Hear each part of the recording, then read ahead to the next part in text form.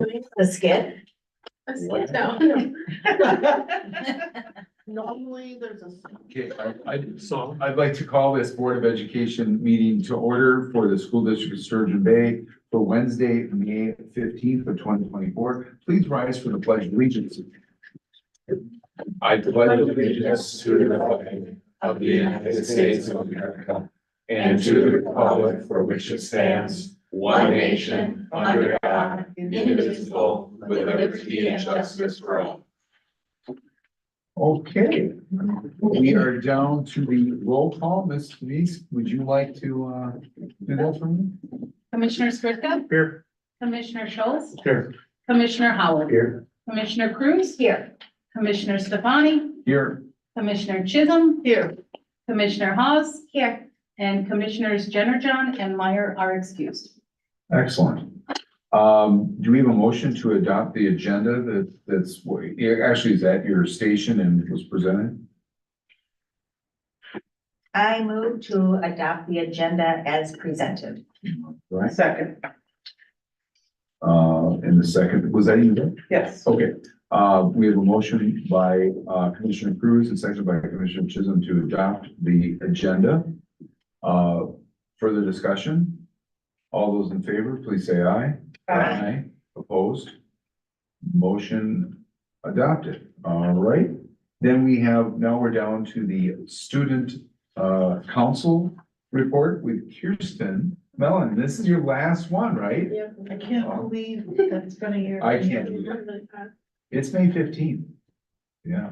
So it's impossible. I'd like to introduce, it's the state council president and then like the vice president. We can have our own.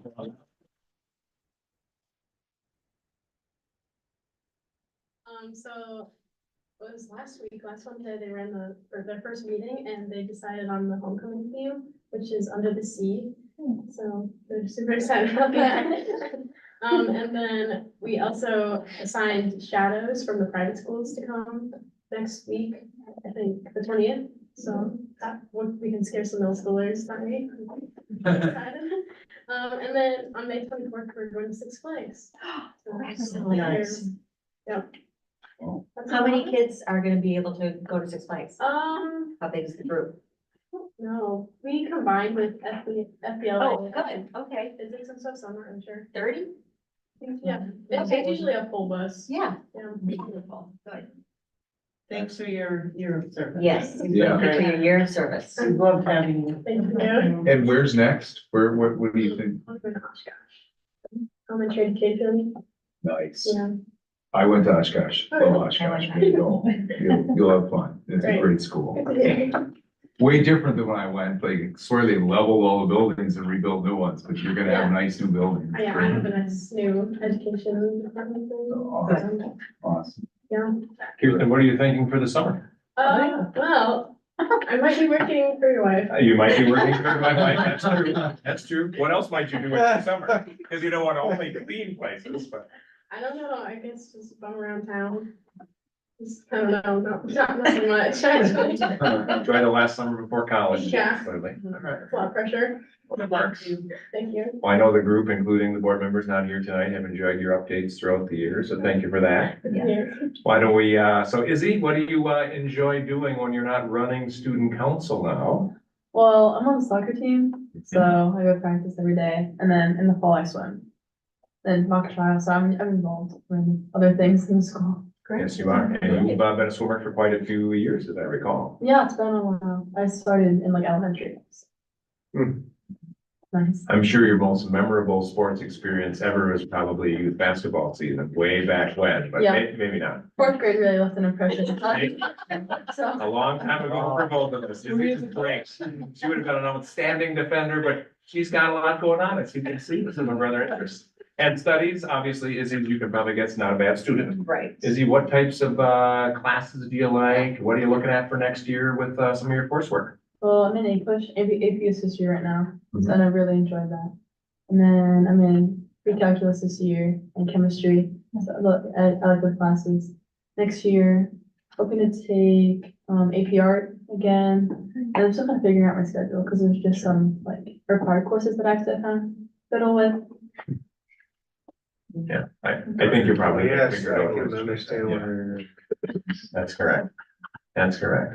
Well, again, we look forward to hearing from you quite a bit, Izzy. Mr. Sally, what would you like to tell the group about yourself? I don't want to give away golf and some of the other things you have going here, but Golf is gonna be my go-to for this time of year. It takes up most of my time outside of school and even during school hours oftentimes. I also joined cross country for the first time last fall. Had a lot of fun with that. Over the winter, I do mock trial and math team. That's about it. swinging back to golf, how's the golf team been doing? Pretty well, right? Undefeated in conference. Oh, Did really well. I listened to the WDOR and I hear it was So very healthy. regionals is coming up on Tuesday. Hopefully we do well at that. Where do you play again? I forget. We practice at Cherry Hills, Cherry Hills, yes. Do you remember where the regional action is at? High Cliff Golf Course. There we go, High Cliff down by Lake Winnebago. right? how was playing Whistling Straits? That's a beautiful course. Yes, it is. It's a lot of That's a fun. chance of a lifetime, isn't it? For a lot of people. That's pretty amazing you got to play there. Except now I'm spoiled every other course I play. It's not like there. Yeah, Cherry Hills and Whistling Straits, just a Yeah. little difference, right? Yeah. That's Excellent. great. Well, we look forward to hearing from you also. Sorry, Yes. Mr. You, Devine. you also rocked the mallets last night as Yes, a, thank you. in the That was middle great. school concert, so thank you. I try to help out where I can. Yeah, Oh, thank you for doing what that. amazing. That was good. That was good. Well, I'll thanks. remind you next fall, but after you guys give your reports, as Kirsten knows, unless she told you otherwise, just to mess with you, you don't have to stay for the rest of the meeting. You're always welcome as our student reps, of course. But we also realize sometimes you have other things you either have to or want to do. So that's cool too. So you can feel free to enjoy the night, have a good night, and thank you, and we'll see you next year for sure. Why don't we give Kirsten a round of applause? Trying to get applause as part of graduation, you know, we'll see you in a couple of weeks. Thanks, everybody. Thank you.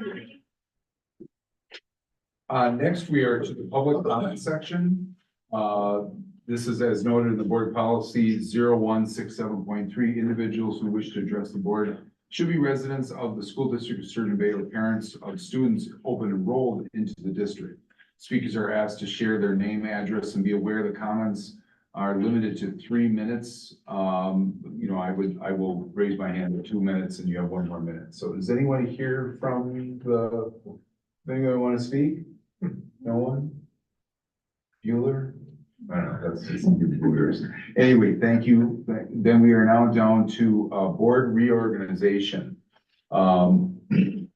This is, again, board policy 0152, officers. And we determine officers and determine nomination and the voting process. Prior to doing that, I'm just gonna, let Mr. Neese really kind of give us a quick rundown, because some of the board has not gone through this, so go ahead. So in front of your stations, you have the terminology that can be used, but I'll explain the process first. President Stefani will open nominations for each position, the president, vice president, clerk, and treasurer. And then board members can nominate people for that position. If there is only a single nomination, after the second and the third call for additional nominations, then you can use that terminology to cast a unanimous vote, and a unanimous ballot for that position. If there are multiple nominees for any position, then we can use the paper ballots that we have here and people can vote and then we'll tabulate the ballots. So if there's only a singular nominee for the positions, then we can do it all by voice. There's not the requirement to do paper. We'll just track the record as such. Perfect. And do we need to do roll call voice then, or would we just do, we can do? We game voice? don't, if we only have one nominee, then it's a unanimous ballot, you just vote on it. If we have multiple nominees, then we count the ballots and then announce the winner. So it does not have to be roll call. Makes sense? All right, we're gonna try to do this quickly. I will open the nominations for president position. For board president. Any nominations? I would nominate you, Mark Stefani. All right. Second that. All right. Any other nominations for board president? And once again, any other nomination for board president? Hearing none, then a motion, so we had a motion, can we count that as a motion? Yes, please. Okay, motion by Commissioner Chisholm and seconded by Commissioner Haas to do a unanimous vote for, this is so me, as board president. Do I have any other discussion? Okay, fine. Further discussion? All those in favor say aye. Aye. Opposed? Okay, motion carried. You're stuck with me another year. Thank you. Vice President, I'm opening nominations for Vice President. I will nominate Tina Jennerjohn for Vice President. She's indicated through email to me that she's still fine serving in that capacity. So I'll vote, nominate Tina Jennerjohn. Do I have any other nominations for Vice President, or do I have a nomination for Vice President? Another one? Can I second? Yeah. Yeah. I'll second. Tina Okay. Jennerjohn. Perfect. All right. And do we have I'm asking, do we have any other candidate for Vice President, any other nomination? That's once, it's going once, going twice, going 3 times. All right. So we had a motion by myself and seconded by Commissioner Cruz to cast a unanimous vote for Tina Jennerjohn as Vice President. Further discussion? All those in favor, please say aye. Aye. Opposed? Motion carried. Now, I'm opening the nominations for the treasurer position. If I may, President Yes. Stefani, Please. our previous treasurer was Roger Wood, who's no longer on the board, so wouldn't be one of those situations where someone would necessarily be continuing. I think you had conversation with at least one person, just to make sure I did. that one person might be willing to do it. Good. So, once again, I'll nominate Commissioner Allison for treasurer. And I will ask, does anyone have another nomination for treasurer? Or second? Do we have a second? Second. Second, okay. And any other nomination? Once, twice, 3 times.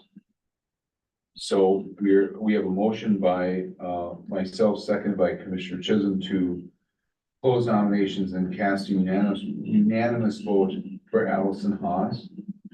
All those in favor, wait, any further discussion? All those in favor, please say aye. Aye. Opposed? Motion carried. Welcome. Yeah. Then we are down to nominations I'm opening nominations for the board clerk position. And currently, right, Commissioner Chisholm, you've been serving as our board clerk, just to assist President Stefani and the group with who's been in that capacity. Leave it up to Commissioner Chisholm to state whether or not she's willing to do that again or not, but that's what we currently know. I am. Okay, good. Do we have would someone like to make a motion? I'm gonna make a motion to nominate Ms. Chisholm as board clerk. Second. I have a motion by Commissioner Spivka and seconded by Commissioner Cruz to nominate Commissioner Chisholm as the board clerk. Further discussion? All those in favor say aye. Aye. Opposed? Motion carried. So that's good. Thank you. Thank you. Thanks to everybody who's doing this. So this is good. And that concludes this section, Letter A, yeah. letter A. Then we have letter B. which we are now down to this one, sorry. No reason, a lot of papers tonight, Yeah, we do. right there. The appointment of board secretary, CISA representative, legislative representative, and EEN representative. I can give you the super quick rundown. Mrs. Demise, who's the board secretary again? Oh, that's right. That's you. Commissioner Spritka was our CISA representative this past go round. The legislative representative was Roger Wood, former Commissioner Wood. And EEN, which is really special education related, EEN is an old label, but still in policy, was Commissioner Schultz. So that's who we've had in these positions. So probably President Stefani, we can simply start with a board secretary. Again, it has made sense, as the board has talked before, especially with restructuring with the high school office, so forth, to have the person in Mrs. Demise's position continue to serve as the board secretary. So we could probably entertain and we'll roll through it from there. Someone want to give me a motion? Make a motion, to have Ann Demise continue as our board secretary. Second. I have a motion by Commissioner Hahn, second by Commissioner Schultz to appoint board secretary Ann Demise in that capacity. Further discussion? All those in favor, please say aye. Aye. Opposed? Motion carried. So then we are to the CISA representative position, and I guess I'll just ask Mr. Spricker, are you fine with it? Can, I was kind of holding out for the legislative representative. Yeah, To there we go. represent this. All right, you can mix it up. And basically, CISA rep for everyone involves, and again, it's not like it's the end of the world for the district if our CISA rep can't make that one meeting down at CISA 7, where we kind of talk about, we actually, talked through that previously. But, that's really what is involved with CISA rep. Yes, they send out some monthly newsletters, which a number of us get. Jake and I try to stay on top of those as far as Jake Holtz at the Business Manager Conference right now. So really, it's kind of one meeting a year without having to be, the be all end all. When is the meeting? This is me to recall, we talked from, we could probably look that up. An email, you emailed, I believe. What's the woman at the, at CISA 7? Like next week? I know. It comes up in late May. I feel like it's spring. Is it Oh, yeah, May 22nd? It's a spring thing. On my calendar for May 22nd, is it something else? I don't know. I have it, I'm going to it, I just don't know what it is. It's something, it's CISA something. That's gotta be the one. That's Okay. it. Well, then, if I'm already going to the meeting, I am willing to be the CISA representative. Thank you. Thank you. Okay. All right, I will make the motion, for Second. Commissioner Haas and Mr. Spricka is seconding that for our CISA representative. Further discussion? All those in favor say aye. Aye. Opposed? Motion carried. So now we are to the legislative representative. So would someone like to make a motion for Mr. Spricka? I'll make a motion for Commissioner Spritka to be the legislative representative. Second. All right, we have a motion by Commissioner Hahn, second by Commissioner Chisholm to appoint Commissioner Spritka as the legislative representative. Further discussion? All those in favor say aye. Aye. Opposed? Welcome to legislative representative. Thank you. And then we have the EEN representative. Do we have a motion for that? Remember, it used to be Commissioner Schultz, and he looks excited. Well, Well, I want you, I'll go on the record saying, I don't know what's all involved, so. I can add to you, once upon a time, all of the districts in the county had a joint meeting. And the special ed director. I vaguely actually remember that meeting, Back in the day. yeah. And then there was a board member that would attend, so I'm trying to think, Chad Hogard, once upon a time when he was on the board, I'm trying to think of different people that have done that. And then it got to a point as things changed with the county dynamics and the special ed program and not having necessarily a joint program, the directors, Lindsay can tell you, they're in contact all the time about different things and families that are moving or kids that are moving around. So there just isn't that, but we still have it kind of written. I don't know that they bring it back, but it's still on our list of having a representative. So I think in this case, if Commissioner Schultz served in that capacity, but didn't actually have to attend a meeting, he didn't miss anything. It's just, that's the way it used to be, and it's still on the list. If I can just ask, is this something that kind of, because a lot of things kind of went off the rails in COVID, is this something that, Good question. This would have predated COVID. okay, But that it was in? it is something that it's just changed over time. Maybe this is something after, I mean, certainly we would put someone in just so we're not caught off guard, but is this something that maybe we need to change? If this isn't a viable position, let's look to remove. I would say, is it necessary? We could do, I mean, you know how the Neola board policy updates, whether it's this one, and I was even thinking, I have a note, as usually when we exchange scribbles out here, the CISA rep, since they want us to indicate who the rep is for our reorganization meeting, and we take action on that in the spring anyway, at what point do we just, and maybe it's in the next year, just strip that out of the reorganization meeting, because we're taking care of that for CISA anyway. Yeah. Right, it wouldn't need to be a part of this, even But though as of right historically now, it's we been there. need. As of right now. As of now, it's in writing. Great point, Beth. Great. All right, then I'll nominate Commissioner Schultz as our EEN representative. Do I have a second? Okay. All right. Commissioner Howard, is there a second? Further discussion? All those in favor, please say aye. Aye. Opposed? Thanks, Jake. Now we are down to point C. Or do you need it? Nope, you got it. Okay, me and Commissioner. Yep. Sorry. Yeah. Point C, appointment of delegate and alternate to the WASB convention. All right. From our notes, right, Mrs. D, I think we had appointed Commissioner Schultz a year ago with also appointing Commissioner Chisholm as backup. So if I recall correctly in our policy, I forgot to look it up again today. We were supposed to appoint one person, but somewhere along the line, probably in my past 10 years, someone said, we usually have a few people go down to convention. Sometimes things come up and there's a different session or a person doesn't go to convention or a bazillion different things. Rather than have to do that, let's just try to come up with a person and a backup and then just wait and see. Knowing, again, sometimes, right, convention works for board members and sometimes you can't go. So that's how we've done that in recent history. So is there anyone, perhaps President Stefani, if I can just hop in and help you out, that is thinking, I know January is a long way off, that you'll probably go down to convention?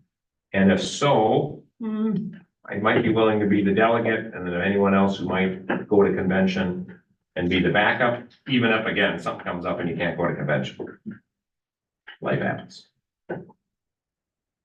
I've been going, so I can be one of these. I can be the delegate. This year, Jake and I forgot who was the delegate. We did. These things happen. I was gonna say, are you sure it wasn't Ms. Chisholm, but.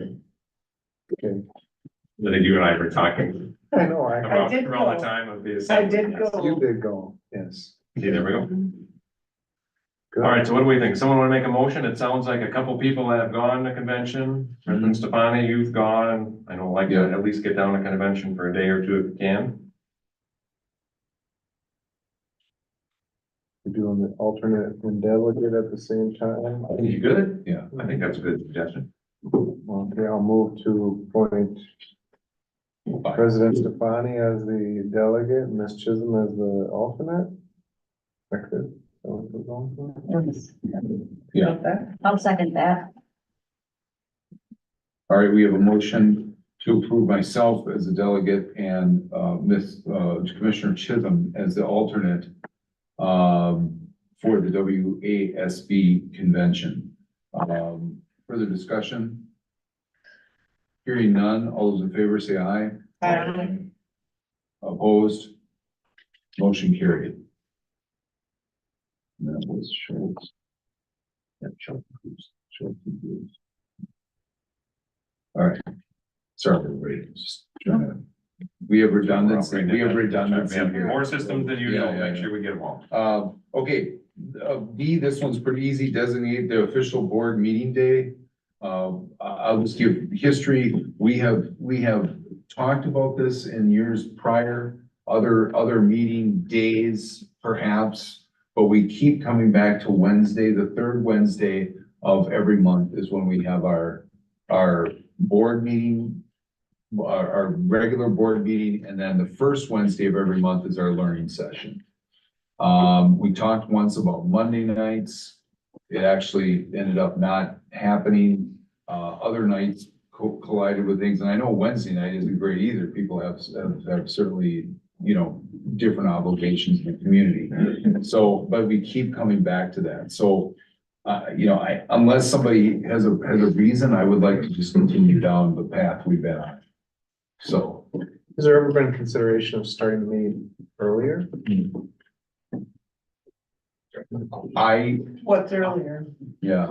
Good question. Or six, I mean, I don't know, Well, there was a time, and again, I don't want to get into city politics history, but where the city even ran meetings during the day, right? So time ranges have varied within the school district. I think back to your point, we traditionally had learning sessions start at 5 p.m. And again, Yep. learning sessions only started, 6 months before I came on board, right? That second semester of what would have been 2013-14 school year, okay? So those are usually 5 p.m. and people are trying to get here in some cases directly from work. Regular board meetings, usually 7. We do make a few exceptions off the top of my head. Let's see, August, I think we usually start about 6:15 with a learning session, right? Where we don't do a separate night learning session in the summer usually, right? To your point, not technically every month, but point made, and then regular meeting at 7. But as far as discussion over 6 p.m. regular board meeting time, that's certainly within the purview of the board to say, hey, maybe we try that at least for certain months in the next year. Jake's question intrigues me. I'm like, oh. I feel like if we met earlier, that might be doable, but I also wonder about when people come to the meeting, is that going to serve the public? If they want to be participants. Thinking of at least district activities on Wednesday nights. If a board meeting was at 6, right? And if, we have parents in the audience, right? If they were coming to a board meeting with a child to be recognized for any of the number of things we do throughout the year, right? At least the school district practices are typically done, and by practices, I'm talking sports practices, right? Well, they're done more in that 5:15 range. Okay, so as far as, again, at least the middle and high school level, right? Elementary is a little bit more of the youth sports thing. That's a little more community-based, even though we help oversee that. Theoretically, long answer to the question, even if we had a 6 p.m. meeting and a family were coming for recognition after practice, I think they could still make it. Yeah, that'd be, the only rub would be those times where we do recognition prior to the board meeting. But we can work that in, or maybe we're even delaying the board meeting, like the board meeting starts 20 minutes delayed or something like that. Yeah, so I think the recognition piece, and then you're right, Mrs. D, a couple other things. When we do the March board meeting, that's when we usually have the retirees and 25-year employees. We have something in that category for that year. We've started in my 3rd year, right? We started with that informal reception at 6:30, board meeting at 7. Well, we could play around with like when we're doing invitations and stuff, Mrs. D, right? Where maybe that's a month, even if we're trying 6 o'clock board meetings. Well, maybe the reception's at 6 and the board meeting's at 6:30. I don't know. I guess this doesn't require us to set a time, you're just picking a date, so, Yeah. So, okay, good call. we can talk about. We can talk about that in Well, I could even, Another time. well, on your benefit, so we know later in the meeting, we have at least a draft of next year's calendar based on what we've done this year. Yeah. Right? That's not official until a month from now, right? Ann and I work on that. We can go in, instead of regular meetings being at 7, we could just take a run month by month and say, hey, what if we started at this time for these months? We could eyeball it, could approve it next month, which again, technically board president sets agenda and whatnot. We could tweak it if we need to. Thoughts? I mean, I'm leaving it up to the kids, just saying for it. Just kidding, it's approaching my bedtime. First of all, You're probably not the only one in the room thinking about it. Especially in the winter, feels like in Yeah. the middle of the night. Yeah, Earlier. you know, I will say though, this, I mean, that is should be a concern, because I can tell you when we've had some of those long meetings where we end up going till 10 o'clock, or God forbid that one September, that was 5.5 hours long. I hear them. Yeah, and that was 12:30 a.m. when we ended. The earlier we start, the more fresh I would be longer, because I will tell you, at 10 o'clock at night, I'm not fresh. And I don't think anybody here is. So if we started earlier, I think that we would do a better job for the public, because we're all more fresh, right? And Well, we we're, want to make sure we're serving the public in terms of if they want to come. And I don't think a difference between 6 and 7. I don't. No, think there's any I'm not difference. disagreeing. Yeah, so I think that would be good. I'm also gonna go on record that originally the learning sessions were, this is all folklore, because I was not on the board at this point. But they were supposed to be an hour long, and it's morphed into, and this is only because I think our world in every aspect has gotten more and more difficult, right? So we have been filling our learning sessions. I wanna try to do, as board president, just so you all know, I respect your time. I mean, we should never be going beyond 2 hours with those. And it seems like we're always approaching that. So I'm gonna try to stick to that. And that means we may have to tell people that are maybe filling us in on things that, no, you can't speak for 45 minutes, you know, unless you have a very good reason that you can explain in writing to us why. Because those have been getting longer and longer as I've been on the board.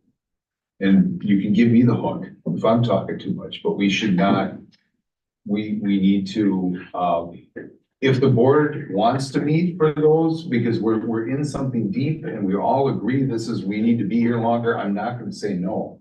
But Just sketching out for them the months of the year, and traditionally we run 7 learning sessions. Although Right. one could argue it's 6, because the February one is usually the annual board, meeting, right, which is a longer day, but. but during some the of day. these have been long. So Oh, anyway, yeah. I'm just putting that on the record. So let's, all we have to do tonight is designate the official board meeting day. Can someone give you a motion to do that? Move to designate the official board meeting day as the third Wednesday. No. Second. Perfect. I have a motion by Commissioner Schultz, seconded by Commissioner Haas to make Wednesday the official board meeting day. Third Wednesday of the month, as it presently is. Further discussion? All those in favor say aye. Aye. Opposed? Motion carried. And not to belabor the point, the board on the record, right, and again, maybe for some new, I can review that with Kathy when she's back. The month of October, we sometimes move to the 4th Wednesday because of the 8th certification, right, with the state of Wisconsin, October 15th, sometimes that's too close. And we've said before to the business manager, we don't want that to go out to the public and not have the packet done. And then January, we know around convention, which we were just talking about. That's another one we sometimes change because convention rotates every so many years, whether it's the 3rd week or the 2nd. But I do not believe that needs to be in the motion. We've board practices that we can tweak that when we use.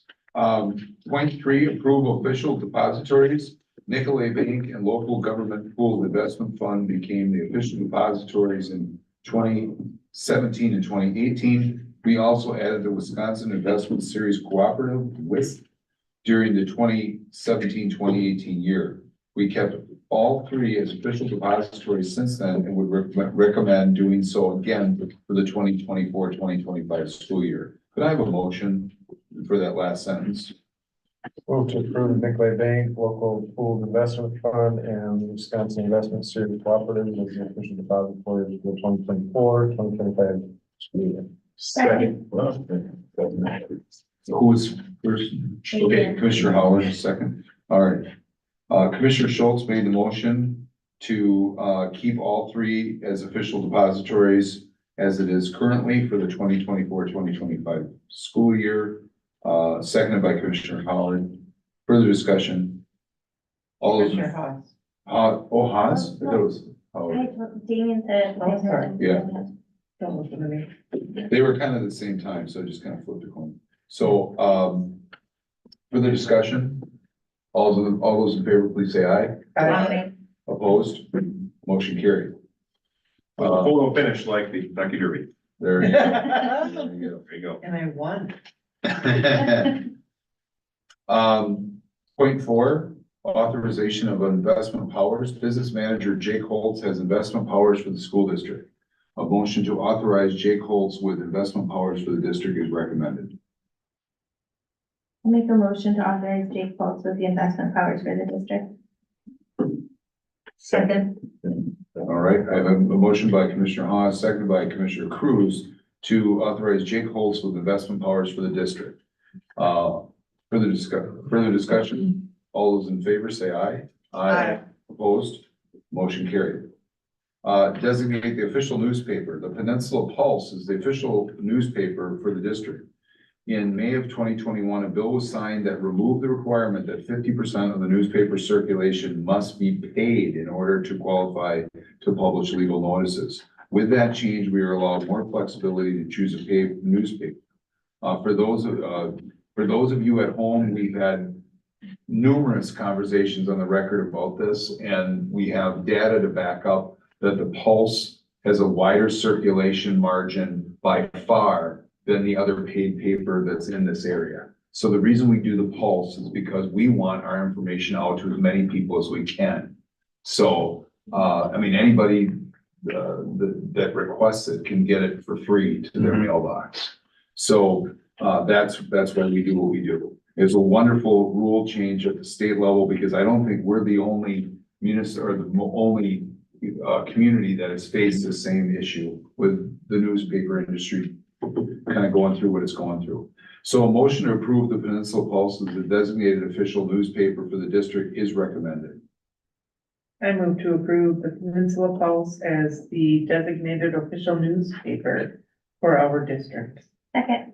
All right, I have a motion by Commissioner Chisholm, second by Commissioner Haas to indicate the Peninsula Pulse as designated the official newspaper for the district. Further discussion? All those in favor, please say aye. Aye. Opposed? Motion carried. Next, we have set board members' salaries. After utilizing a per meeting payment approach that dated to 2004 and beyond, following discussions back in May of 2018, in the learning session and regular board meeting, we moved to an annual salary approach beginning in 2018 and 19, which would cover all regular meetings, special meetings, learning sessions, and annual board retreat and work group sessions as follows. Please note that we have not increased board members' salary amounts since shifting to this approach. President is, these are annual amounts too, so you got to divide it by 4 for quarter. President is $1,200, vice president is $1,050, and all other board members $840 for the year. Additionally, we offer a stipend of $100 per day for attendance at the annual January Education Convention in Milwaukee, which occurs during the week. A motion to maintain the current pay structure as presented, as well as a stipend of $100 per day for attendance at the annual January Education Convention in Milwaukee is recommended. I move to maintain the current pay structure, president 1,200, vice president 1,050, and all other board members 840, as well as a stipend of $100 per day for attendance at the annual January Education Convention in Milwaukee. Second. All right.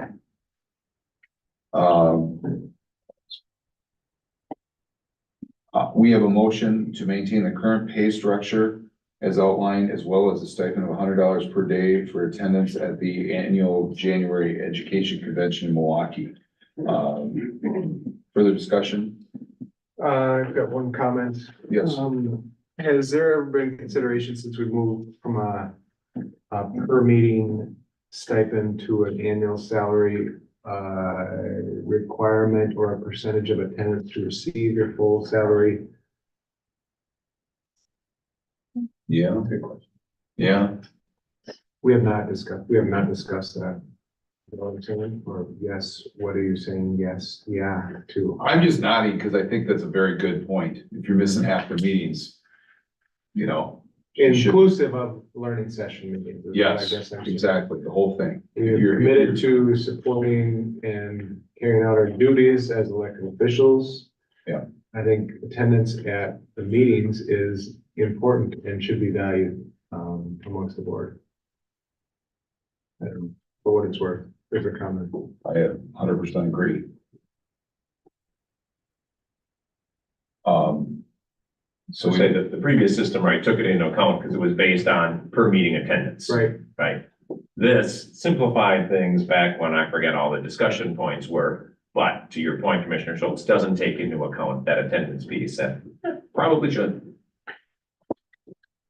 So I guess what would be the easiest way to do that? Go back to per meeting? I know that that is a accounting nightmare. Yes. And That's, I'm thinking. it costs you more to issue a $35 check than the money is, or than the paper it's printed on. Right. And so I like the simplicity of doing a semi-annual disbursement, but maybe there's a way to withhold if you're not meeting attendance expectations. I don't know. Mhm. We could pull some data too. I don't know if we can tweak that beyond this date, but maybe it's Yeah. something to consider for next year. If we bring it back for, well, in September, we look at the schedule for the year, right? That would be an easy way to kind of talk about, hey, how do we want to implement that? And Yeah. theoretically, we could look at it this way. And I mean, even in the motion, in theory, if you want to say, well, this is the structure as presented with, the flexibility for the board to take into account some sort of, tweak for attendance. Yeah, and again, Or we could just examine it next year, bring it back into May. Yeah, that's good, Brian. Very good question. Jake, I didn't hear what you said the last. I don't know if it's, I'm not trying to make more work for somebody either, Yeah, for tracking. well, I guess I'm asking the question, because could we, if we did come back at a later date, can we tweak this at any time, or is this only one time a year? Is this it?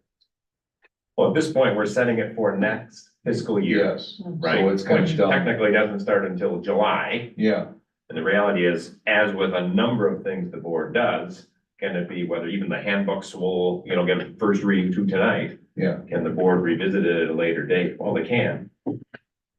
Then I think we do this for now, and then we look at maybe, because I don't want to workshop it here in the meeting. Nope. We got plenty of, Approximately Yep. $35 a meeting. yeah. That's not the calculus that I got. But don't listen to me, I'm only the Yeah. treasurer.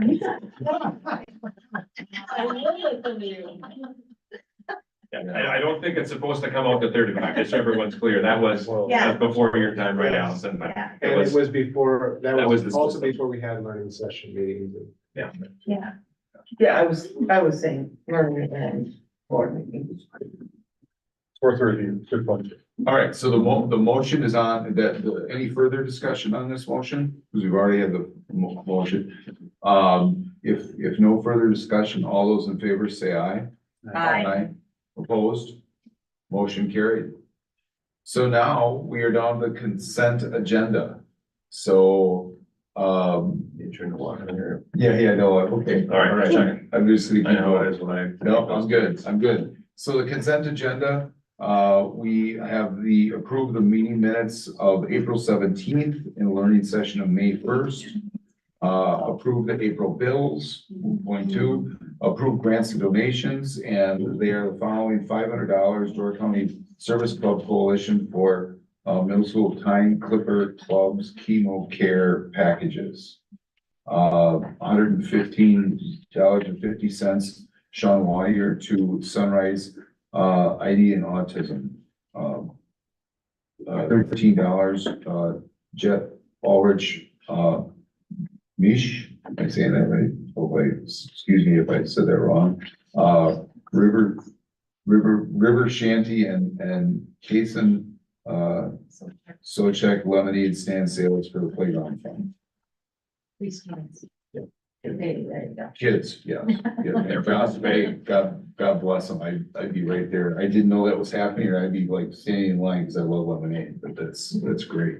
$50 for the, Sue McLean, for their family struggling to pay, lunch balances, $100, Miller Art Museum for the high school art department. The parent, teacher group, $1,500 for fourth grade trip to Madison, $800 also from that group for sunrise end of year picnic. Clipper Clays, received $100 from, Terry and Rebecca Allman. They received $250 from Sue Austin. They received $50 from Jeff and Rachel Dulkey. They received $100 from Chris and Amy Knopf. They received $50 from Troy and Shelley Krieger, excuse me. The Clipper Clays teams would like to extend a huge thank you to the following businesses and individuals for their donations to the Door County Shootout Tournament, April 6th and 7th, along with the Clipper Clays Fish Fry that was held on April 12th. The DC Shootout Tournament welcomed 8 schools from around the state, totaling almost 200 athletes. A lot of fun, and our Clipper teams did very well. The Fish Fry on April 12th was another huge success for the team. The team sold 422 meals in about a 2-hour time period. I want to tell you, I was there, I was helping, it was crazy. It was lots of fish. We want to thank the community for their support and record-breaking fundraising for the team. Thank you specifically to Bailey's Harbor Fish Company, that's Todd and Karen Sluth, for donating all the fish to the team, which was extremely generous. Andy Johnson for the famous breading. Nicolay Bank for donating all the water. All the parents who donated soda and money for beverages. Dan's Door County Fish, donations of food and awesome cheese curds. Marchant's Meats, Pack and Ship Plus. Julie Henry with donations for signage. Lakes Gas, propane for the fryers. Milton propane for fryers. Ace Hardware, Amy Labatt for numerous supplies. Dave Labatt, Todd Stuth, Jason Bartel, Rob Sharner for cooking and prep. Everybody was working crazy.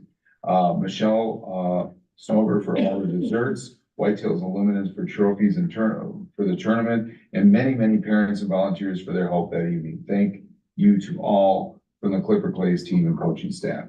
Thank you to everyone involved in supporting our students and programs through grants and donations. I am going to pause there for a second. Every month I read some kind of donations that come in, and it is amazing what the entire community does in support for this district and all sorts of other programs in the community. We really live in a special place. So that's outstanding. We have to approve resignations and retirements. Ivy Berg has resigned from her elementary teaching position at Sunrise School. Kelly Oram Rankin is resigning from her head DCU girls swim coach position. Matt Propson will be stepping down as JV softball coach after the season. Daniel Desher has resigned from her library associate position effective immediately. Andrea Christie is resigning from her teacher associate position in the DCAP program at the end of the year. Also, we have in the consent approved the Sturgeon Bay High School WIAA membership renewal. The WIAA requires that boards of member high schools act annually in either their May or June meeting to affiliate with the WIAA. This is to ensure that our school is eligible for the 2024-2025 WIAA tournament series, as well as other membership benefits. The renewal should be, emailed to us in early June. As a reminder, WIAA membership fees were eliminated in 2014. A motion to approve the consent agenda items as presented is recommended. I move to approve the consent agenda items as presented. Yeah, please don't let me read it again. I will. Good. All right, that's Cruz. We have second by Commissioner Spricka. All right, we have a motion by Commissioner Cruz, second by Commissioner Spricka to approve the consent agenda items as presented. Further discussion? All those in favor, please say aye. Aye. Opposed? Motion carried. So now we are to the operations agenda. And we have first reading of professional handbook and salary and supplemental pay guide, which I'm gonna hand that off to Dan. You can take a breath Thank though. you. That's funny. Thanks. Again, board has seen this many times. You see the 3 paragraphs of background. I'm not gonna read all that to you as far as you know how the system works. Why don't I highlight paragraph 2?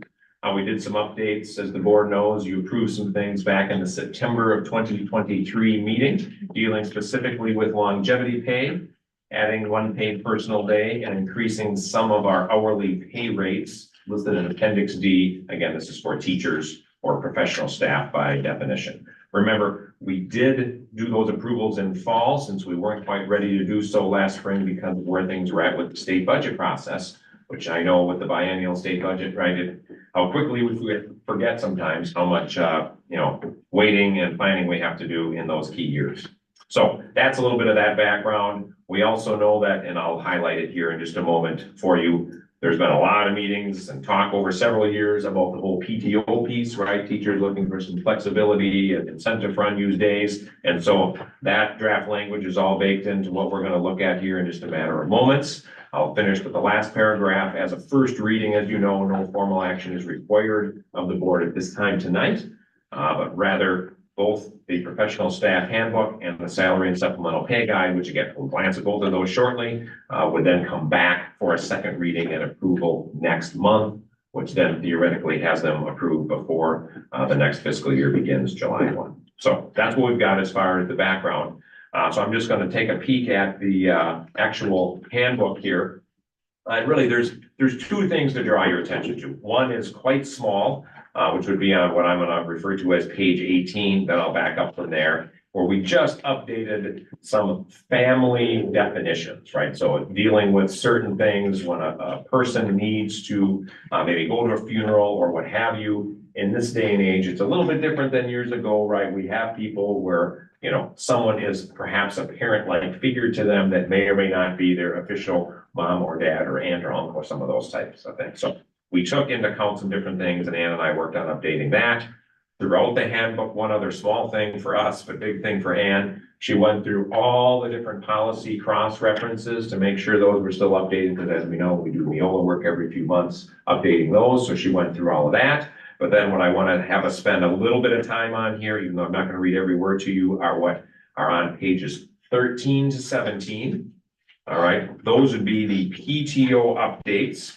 You're happening to see my version of this. Of course, it's got a ton of highlighting, not because I want to read every word to you, but just highlight some of those main differences.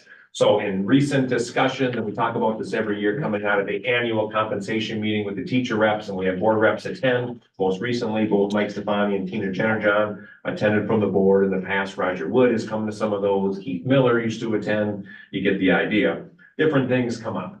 So we know we've worked quite a bit in recent years on the post-employment benefit piece. Right, working with the teachers, not resurrecting some of the Act 10 things where instead of owing them years of health insurance and retirement, right, we're paying money into the 403B accounts as we go, the catch-up payments. You'll see it in Jake's report, right? I think based on when that is completed as of this year, we'll be at about $1 million over time of that caught up to teachers into those accounts, which then isn't money we would owe in health insurance retirement, right? I know board, I think the then board members asked me about this. It was passionate for them 10 years ago when I was interviewing. Like, this is something we eventually have to get going, which would then leave, as you see in Jake's report, roughly $200,000 as a part of next year's budget to have that $1.2 million then caught up over the last X number of years after those post-employment benefit pieces were there. Added the paid personal day this year, again, as you approved at the cost Jake had laid out. Now we're getting ready to look at a shift away from what has been a certain number of sick days and then personal days for, again, this is professional staff teachers only, to this PTO system. As some of you have heard more than others, this is in essence modeled after a system used in Howard Swamico. All right, so we kind of made it our own to fit into the handbook, but in talking with teacher reps and working with board leadership, it's kind of like, why reinvent the wheel? All right, so again, different things were looked at. So why don't we take a look on the bottom of page 13? Again, I'm not going to read every word to you. You don't need to be read to on this, but I'm going to hit the highlights. and I'm gonna start with letter F, where it says paid time off PTO benefits. So again, we're gonna spend a little bit of time going through this page, bottom of page 13. So like I said, top of page 17. All right, so we've got the opening note that the PTO system does not apply to individuals in category 3 of Appendix G of post-employment benefits. So think of our very small group of people. As of today, I'm trying to think if the number is 7, some very veteran staff that still have some years of health insurance coming, and if there's unused sick days, they can buy some months, right? That goes way back when we switched the system over and gave people choice. Those people weren't changed, if you will. So because they have a sick day system, we would theoretically would leave that very small group for now on that system without shifting them to this PTO piece. It's much cleaner. Again, we could talk for hours on that. We don't need to. Moving on to page 14. Again, this applies. I'm looking at the beginning of the first full paragraph, paragraph 2 on the sheet. Again, specifically to full-time equivalency or 1.0 FTE teachers and professional staff in general, right? The school counselors are a part of this group, would receive 10 days of PTO annually. So again, no longer X number of sick days plus personal days, putting that together for the vast majority of the groups minus that small group to 10 days of PTO. I'm going to jump down 2 paragraphs. Okay. This was something, we've talked a lot about attracting and retaining staff. And we know since that was a high priority of the board several years ago, it's gotten considerably harder. And those of you involved with hiring at your businesses know, yeah, it's gotten harder for you too. So 2 paragraphs down, I will read these 2 sentences. Employees with 10 years or more local service will be granted an additional PTO day that has been known as personal day. And again, some of that deals with what the board approved last fall. I'll also read the next sentence. Employees with 25 years or more of local service will be granted an additional PTO day. And again, the way it has been historically is that was a personal day. Right, so in talking with the teachers and in thinking about things this board has talked about, Jake and I thought, hey, it makes sense if someone's been with us 10 years or 25 years to kind of keep an additional personal, or now to be known as PTO day. Going on down under letter G, PTO guidelines, I will draw your attention to the beginning of the 2nd paragraph where it says PTO will be approved by the building administrator. So yes, paragraph later, Skyward and Frontline, our HR type systems will still be utilized, but you as a board want to know that, okay, our principal's aware of what's going on, so we don't have too many people signing up for PTO, and then we have gaps with kids that aren't properly covered. Yes, that system is built in, as is a line for or a reference to extenuating circumstances, which again comes up a couple of times. I'm flipping over on my version. I'm just lining up with Mike. Yep. All right, so on page 15, that 2nd paragraph talks about not to exceed 5 consecutive days. All right, and so it also talks about things being prearranged, ideally, 10 days or more. And we know, while we've had a different system, if a teacher does have a unique situation where they are going to be out, they're talking to their either director or in most cases principal well in advance. I will draw your attention to the last sentence of that paragraph where it says classroom coverage must be prearranged and assigned. We did change this word a little bit from Howard Swamico because it talked about basically a substitute or substitute coverage. We have talked many times over time for our district and others that it's much harder to get substitutes than it used to be for a wide variety of reasons. So my suggestion to the committee that worked on this was, why don't we simply call it coverage? Because we do have mechanisms for internal coverage when we don't have an external substitute who can come in. And we do have that not just at the middle and high school level, but we do have internal coverage at the elementary level also. So I just wanted to make you aware of that since that sometimes comes up. The next paragraph, it talks about no more than, and again, Howard Swamico has more school buildings than us, so we tweaked that a little bit to make sense as far as the 3 employees on a given day at the elementary level, rather than breaking it out by the schools, 3 employees at the middle school level, and 4 employees at the high school level as a little larger school, plus their internal sub coverage works a little different. And then again, notice you have a discretion of the principal if there's extenuating circumstances. The next paragraph, I think I can skip over. The one after that, there is the clause as far as if someone has to be out 3 or more days for illness or a medical reason, that a supervisor can still request a medical. And again, sometimes someone's sick, kid is sick for a few days. We've all been through that, especially in recent years when, that was challenging to work through COVID and everything. The point is, we still have a reference that if there's some sort of concern, a supervisor, may require that. I'm gonna skip down the next two short paragraphs to where it starts, employees may have. All right, this is another shift, and so for the PTO purposes, we're mostly through this, but I'm gonna point out a couple places where there's still a little work to do. But we knew that if we kept working on that detail and waited on this, it could be 2 more years. So the sick leave balance right now, teachers can accrue up to 120 days. The new PTO system would max that at 60 days. Okay, so there's a transition of sorts occurring. And again, you'll see where that comes up importantly a little bit later on. I think that's enough on this piece for now.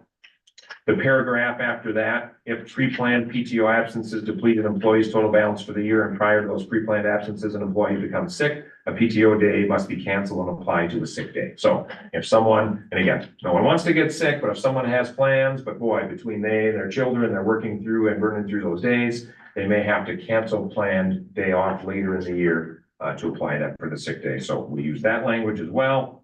And then the very bottom of that, employees cannot access their sick bank until the PTO has been exhausted. All right, so that's another thing as far as that annual PTO and the incentive that we'll get to shortly. All right, as I flip over, let's look at letter H, payout or conversion of PTO. This is one that there were a couple of different things going on. So depending on when you looked at this, and as Mrs. D and I were trying to help everyone know what's from the business office and the committee and make that as simple as possible for you. In essence, the message, the new first sentence of it, in fact, we'll glance at yours, Mike and mine here. All right, that's going to be easier. You see what mine looked like as of about 5 o'clock. So the new version, I will read this beginning. Once the employee has accumulated 30 days in their sick bank, the employee may request unused PTOs to be remunerated at the end of the school year, or they may be converted to sick leave in the new fiscal year. The thinking on that, and if you read the notes that Jake and I had with those teacher reps from each school, the thinking was, kind of forcing in a nice way, as most of the teachers quickly understood, some of our newer teachers to, hey, build up a bit of a bank. Don't just think when you're, new and young, that first year or two, if you have an unused day, cash it in, and then something happens. Build that up to 30 days first. And one of our veteran teachers basically said, yeah, well, we get it. It's for a teacher's protection. That makes sense. So that's a little bit of a tweak with the system as well, trying to help people build up your 30 days to protect yourself and your family for the future before you have the opportunity to cash those days in one of the ways that's listed. You see that there's a form and there's a procedure for all that kind of stuff. I don't need to bore you with that. Business office will be on top of that. And then you see the bullet points. Again, Jake talked through this stuff recently with you and some budget things, but really paid out via payroll wouldn't be the $100, but $90, less our cost, like we talked about with the cash in lieu, right, which isn't the full 5,000, but closer to 4,500. All right, and then the next couple of bullet points, okay, it would be a full $100 contributed to the 403B, that if eligible, or again, the HSA, right, with insurance changes and more staff looking at things in recent years, right, a number of our staff have that as well, right? Or theoretically, a staff member who's eligible could do a combination of those days. So that seemed to make really good sense to the teacher reps that we met with.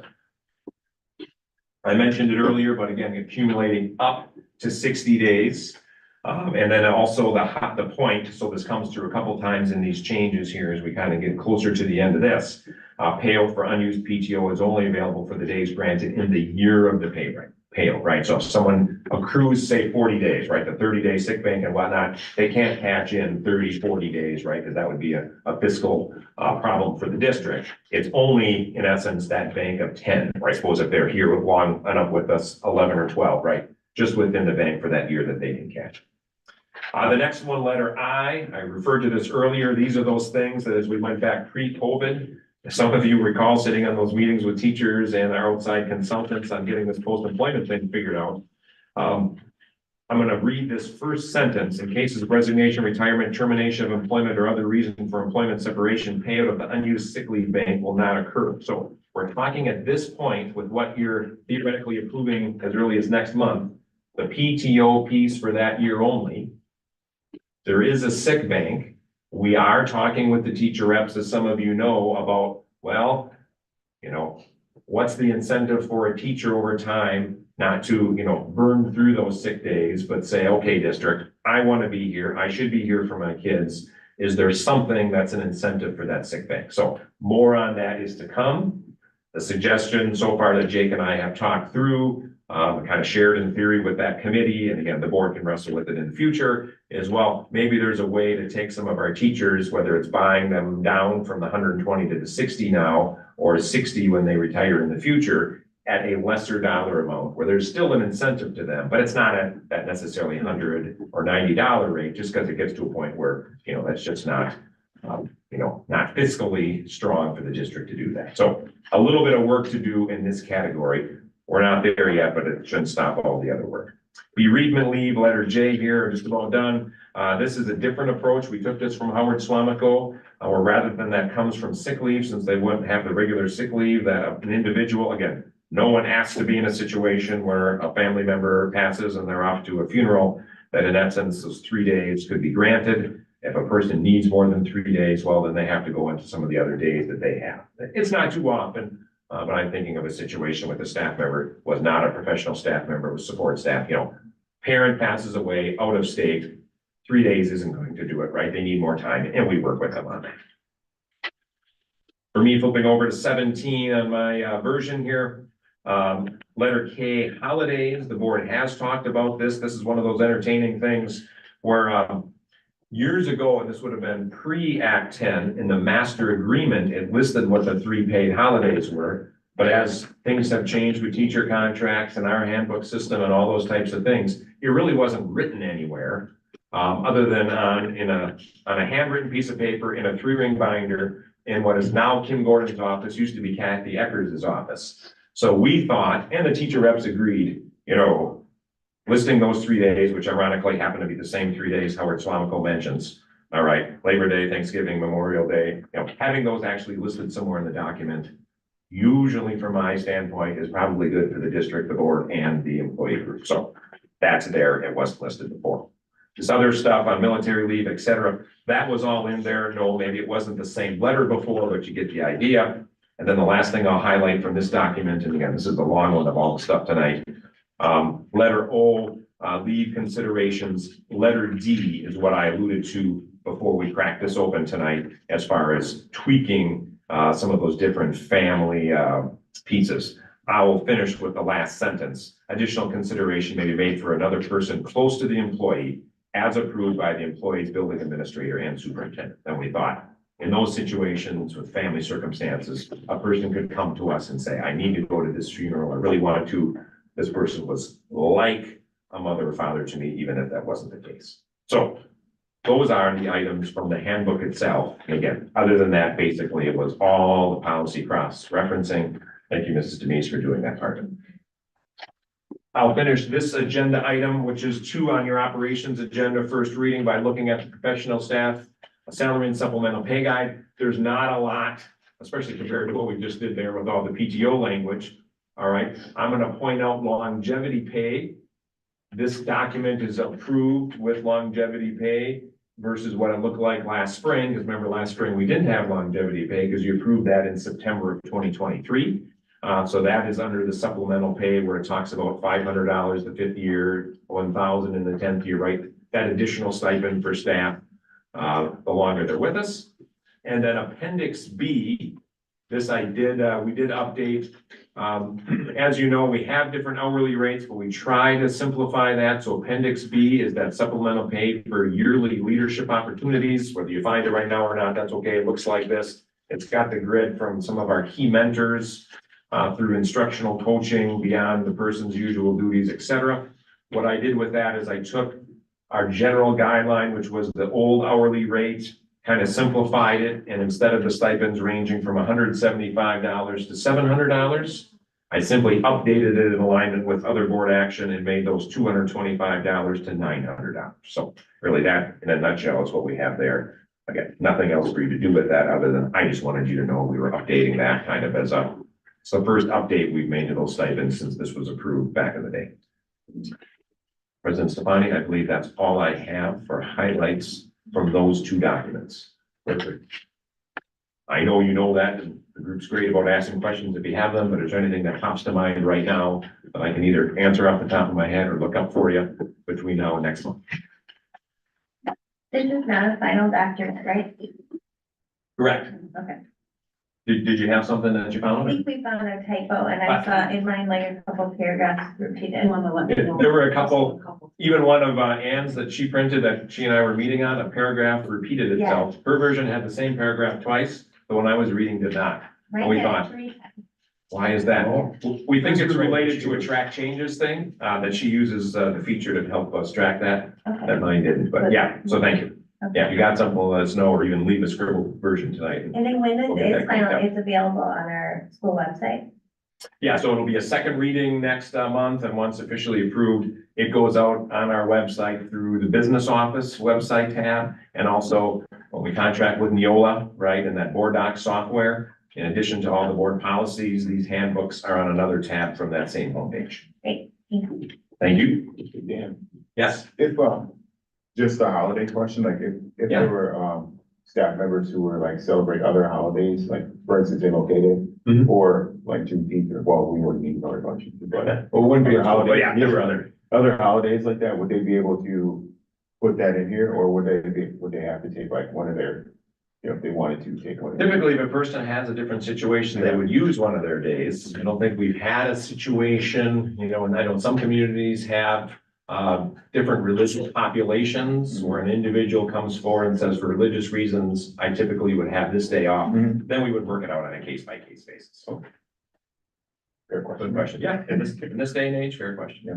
Yeah, it hasn't They would come up not as a challenge necessarily so far. get paid for that day. Yeah, it depends on what the person's looking for. Well, and honestly, so MLK Day is an example. Mhm. Right? I know, we've had maybe one teacher that has said, well, that might be something for us to think about at some point.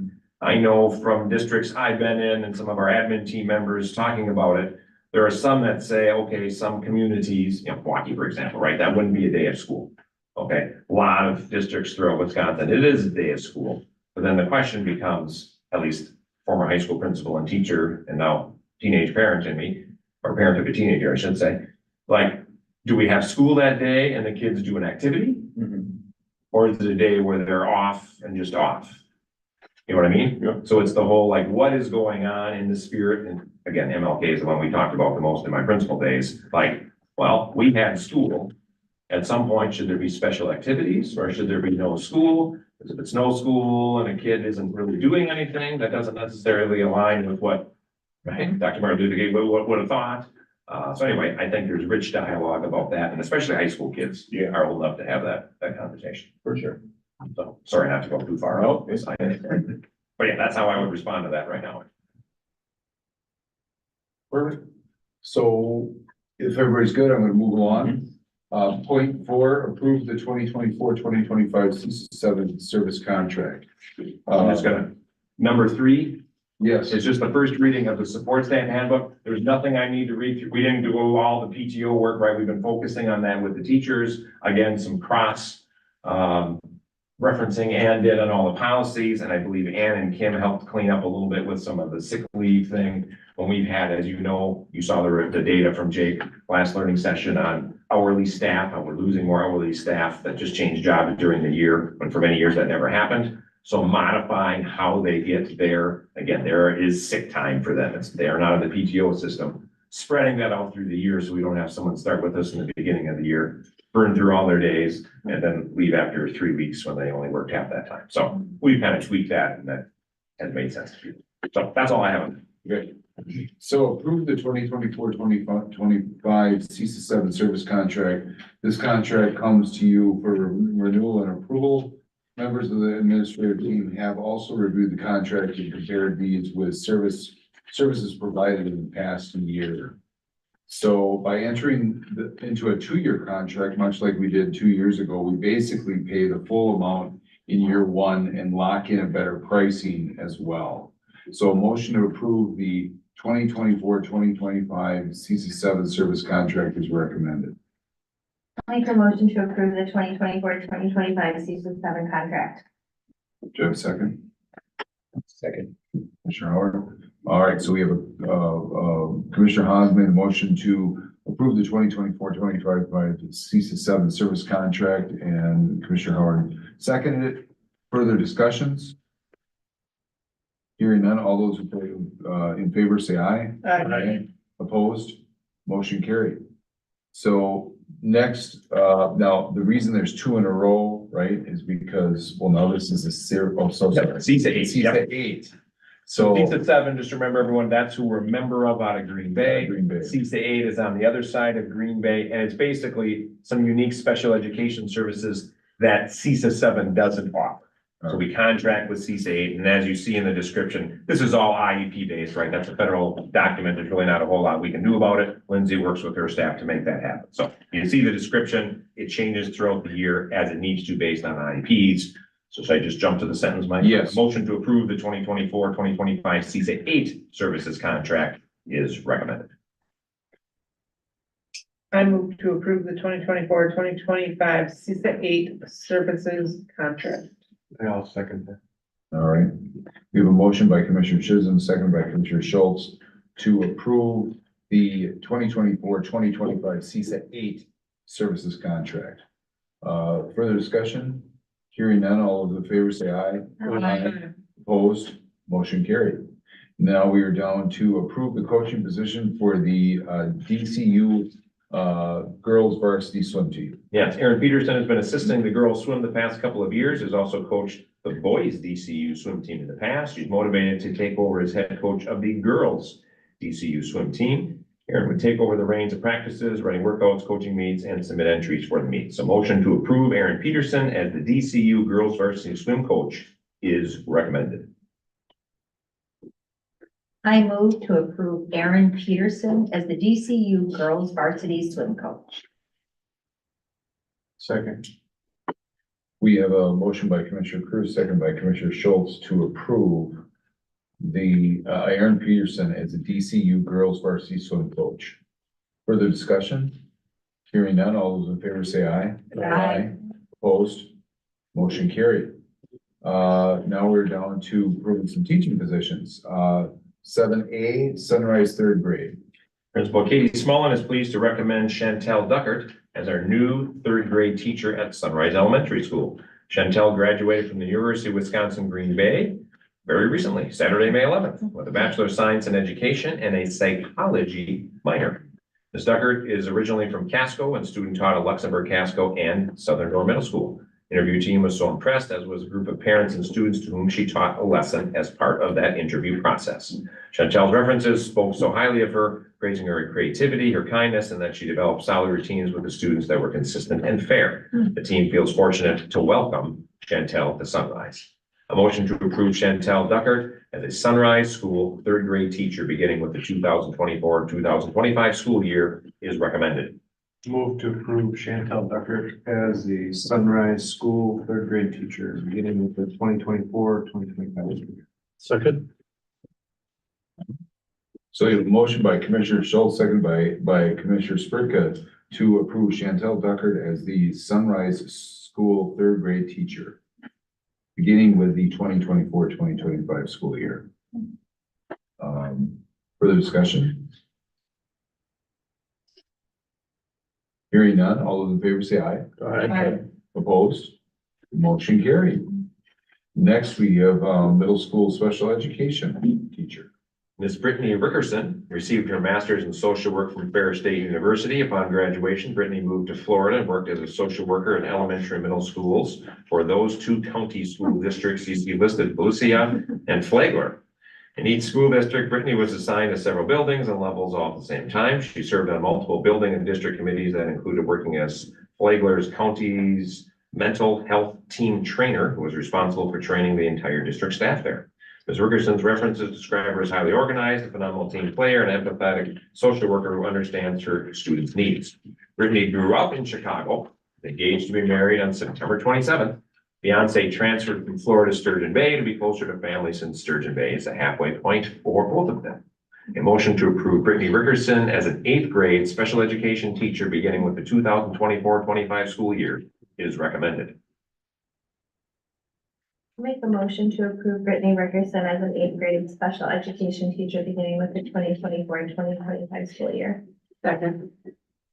We have a motion by Commissioner Haas and second by Commissioner Chisholm to approve Brittany Rickerson as the eighth grade special education teacher beginning with the 2024-2025 school year. Further discussion? Hearing none, all those in favor say aye. Aye. Opposed? Motion carried. So now we're down to a high school English teacher. And although you didn't have it in your background, you have it tonight. Hot off the press, right, Principal Nervy, you had a special visitor today. Yes, we did. I got a chance to meet her. I'll go to this sheet now. So we have Ms. Mackenzie Carlson is completing her second year teaching at Madison East High School as an English as a second language or ESL teacher. Ms. Carlson graduated from Madison Edgewood College with a Bachelor of Arts in English and a Master's in secondary ESL. Her ability to teach both English and assist with our growing EL population will create more opportunities for our students and for our course offerings, moving forward. Dr. Kolb, Mackenzie's supervising professor, said, quote, sometimes in the course of supervising student teachers, I come across an exceptional advisee, one who is consistently upbeat, takes criticism well and uses it, who is complimentary of student efforts, respectful to all, even under some difficult circumstances, who works hard to gain trust and rapport with students while simultaneously being firm but fair with them, and who does extensive research before presenting a lesson in class. A teacher who knows her discipline well and who has the respect of her colleagues and students is a person any administrator would want in his or her school. Mackenzie Carlson is one such individual. During the interview process, it was clear Mackenzie had enthusiasm and passion for teaching and is eager to become part of our community here in Sturgeon Bay. As part of the interview process, Mackenzie toured our school, sat in different classrooms to observe and share her takeaways. The principal even brought her down to visit the superintendent's office for a while. Nice young lady. We look forward to Ms. Carlson bringing her experiences and knowledge to our English department. A motion to approve Mackenzie Carlson as an English teacher at Sturgeon Bay High School beginning with the 2024-25 school year is recommended. I move to approve Mackenzie Carlson as an English teacher at Sturgeon Bay High School beginning with the 24-25 school year. Second. We have a motion by Commissioner Cruz, second by Commissioner Haas to approve Mackenzie Carlson as an English teacher at Sturgeon Bay High School beginning with the 2024-2025 school year. Further discussion? Hearing none, all those in favor say aye. Aye. Opposed? Motion carried. Now we are down to approving associate positions. A Library Media Center Associate at Sawyer School. Stephanie Bauman, Principal Katie DeVillers is pleased to recommend Stephanie Bauman for the Library Media Center Associate position at Sawyer Elementary School starting this next school year. Stephanie has an associate degree in early childhood education. She's had experience working with children in a daycare setting and elementary age students in both regular and special education learning environments. She's also been subbing at Sawyer in many positions, including the library. Stephanie's love for learning and especially reading books to young students makes her a perfect fit for this position. She also has displayed her ability to make positive connections with students and staff during her time as a sub for us. Stephanie's looking forward to using her positive energy and creativity to support all students at Sawyer in her new role in the library. We're excited to welcome Stephanie to Sawyer and congratulate her on her new position. Motion to approve Stephanie Bauman as the Library Media Center Associate at Sawyer Elementary beginning with the 2024-25 school year is recommended.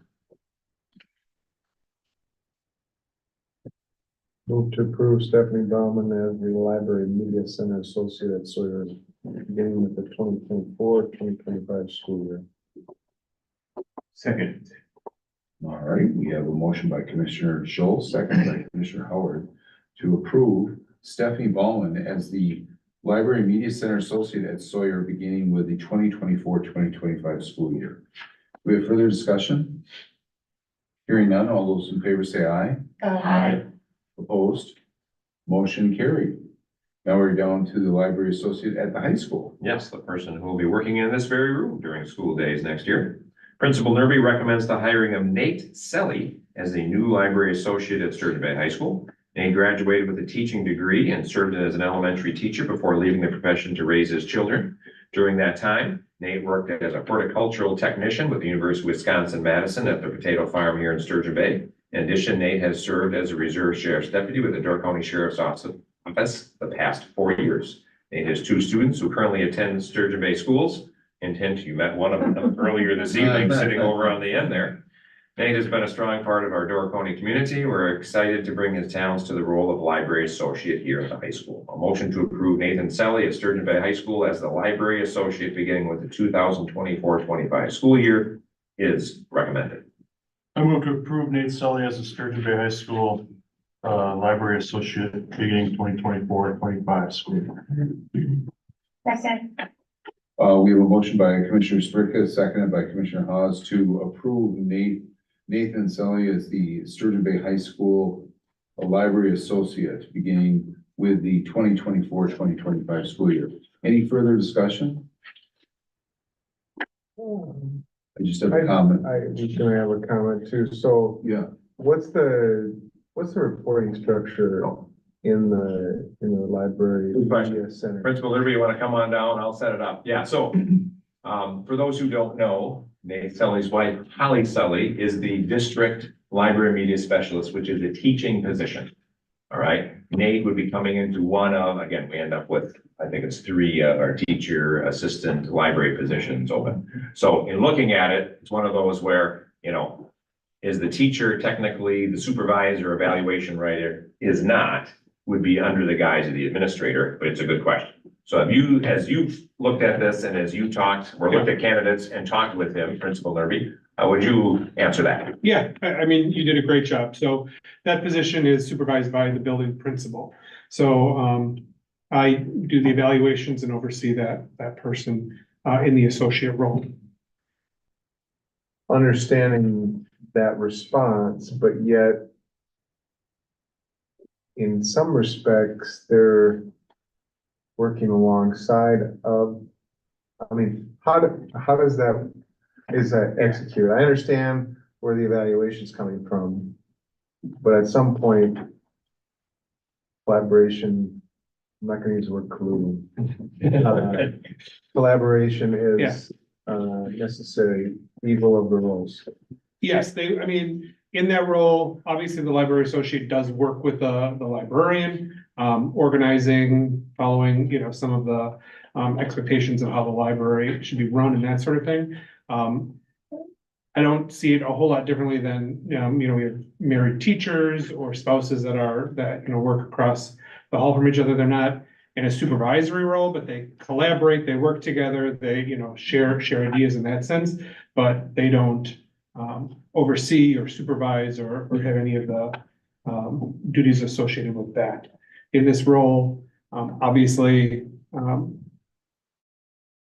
librarian would be coming up with ideas and things like that for the library, so they would collaborate and work together in that sense.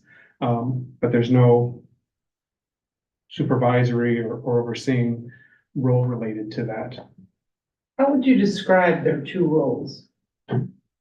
Yeah, so the district librarian is responsible, right, for the materials and the ordering and the overall general, setup of libraries. The associates in and of themselves do the day-to-day operation. So in here, we have students in here every period throughout the entire day. The associate helps monitor, helps make sure that the things that are going on in here are happening.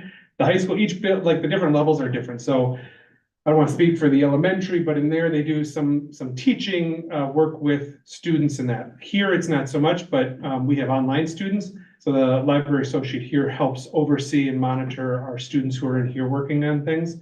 But they oversee, pieces here, our books stocked, our books turned in, do we have students who have late items? For the high school in particular, they oversee some of our Chromebook pieces. So if a student forgets their Chromebook, they help check them out, those types of things. The librarian themselves don't have anything to do with those roles or that piece of it. That makes sense? This position is more hands-on with students Yes, versus yeah, versus the librarian. stocking. Yeah. Mhm. If we had like a classroom teacher position, I'm trying to think of a good example, this isn't great. And then we were gonna put a teacher associate in that classroom with a particular teacher, then, I don't think we would typically wanna match up. Even though it's not supervisory, it's so close all the time, we probably wouldn't typically wanna match up, spouses or close family members like that. Other situations we have, they're typically either or peers, however you said that earlier, with like maybe two teachers, even on the same faculty, which obviously we have in this district. Other situations, pick on Principal Nervy, right? He's a principal, his wife's a teacher, but admittedly in those situations, they're in different buildings. As I think most of us know, it's unique in that when we went to really just one district library, media specialist position years ago, which again, a lot of districts our size and smaller did the same thing. Really, we spread her over all of the buildings. So there's contact with all the libraries, but it's not specific to anyone. So I think it's a good question. That's about what we can describe. They're not direct reports to each other. He's not asking for time off from her. That all comes to you. Yes. Right. There's that whole structure. There's really no nepotism there whatsoever. No, it's good discussion, and I wanted Yeah, that great discussion question. to take place because I know both of them, at least, and I have a lot of respect for both of them Yeah. individually. You just gotta. It was great to flesh out. Yeah, and Yeah. the best question was absolutely where I was trying to get to, so she did a great job. Well, and I think I appreciate as a it. credit to them, Holly reached out to the principals and to me at the beginning when there was gonna be a couple vacancies and Mary was gonna be retiring, which we recognized her, just to see, basically to say, hey, Nate would be interested in applying, would he be allowed to apply? And so I actually was the one purposely to respond and say, absolutely, he's welcome to apply. Who the principals choose to interview and who they might choose to recommend. Ultimately, the way we usually operate, that's up to the principal. But as far as him having the opportunity, yes, he's your spouse, but if he wants to apply for a job, he can at least apply. And then it kind of went from there. Yeah, I appreciate the question. I appreciate the discussion. We had that same discussion about what would that look like? And there were, as you said, no pieces that we felt were concerned with that. This may seem like out of left field, is that this isn't particularly about them, but since we're talking library positions, are we still seeing people utilize the libraries on a great level? I'm asking the question because everybody's got a phone and they read their phones all day. So, I still check books out of the library. No, I realize that. I think adults do. I'm just, are kids still checking out books like they used to check out books? All I right, think- see you nodding. So Yeah, that's I think- good. That's I- great. Yeah, I think it's Awesome. what I say that they're checking out like they did 20 years ago. It's probably a little bit different in that Not in aspect. this room. No, Yeah. we're at the card catalog, right? It's not. There's But at the elementary Dewey Decimal levels, I would System. say yes, Yeah. that definitely books are being checked out. I've Yeah. never seen a high school student in my household bring home a book. Yeah. But I can't speak for the masses. I will tell you, our English teachers will come in here when they do, choice books for students and help students pick out some books, or, they kind of have some personal libraries of their own. But like Mary Biggs currently, who's a library associate, right? So she'll work with, teacher who has a topic of something and help find resources and books. And so kids will utilize some of those sometimes. But it does look different at the high school level It's for different sure. stuff going on in here though. Yes. too. Yeah. I mean, it's not just. Well, they said every single period, there's kids in. There are kids in here. Online students report here, right, where they're in class for us as a full-time student, but they might have an online class or two, and this is where they come. And so I know Nate's gonna work closely with, though, I don't wanna steal your thunder, but, yeah, go ahead. He's No, gonna- spot on. And Nate will work closely with those students. So right now we have, some of our online learners. We have a stipend going to somebody else to do that. That'll be rolled into this position, to help be the person who oversees some of our online students. What I mean by overseeing is even though they're taking classes online with a teacher online, right? We monitor, right? How many assignments are they getting in? Are they logging in regularly? And so, because many of them are in here doing those classes.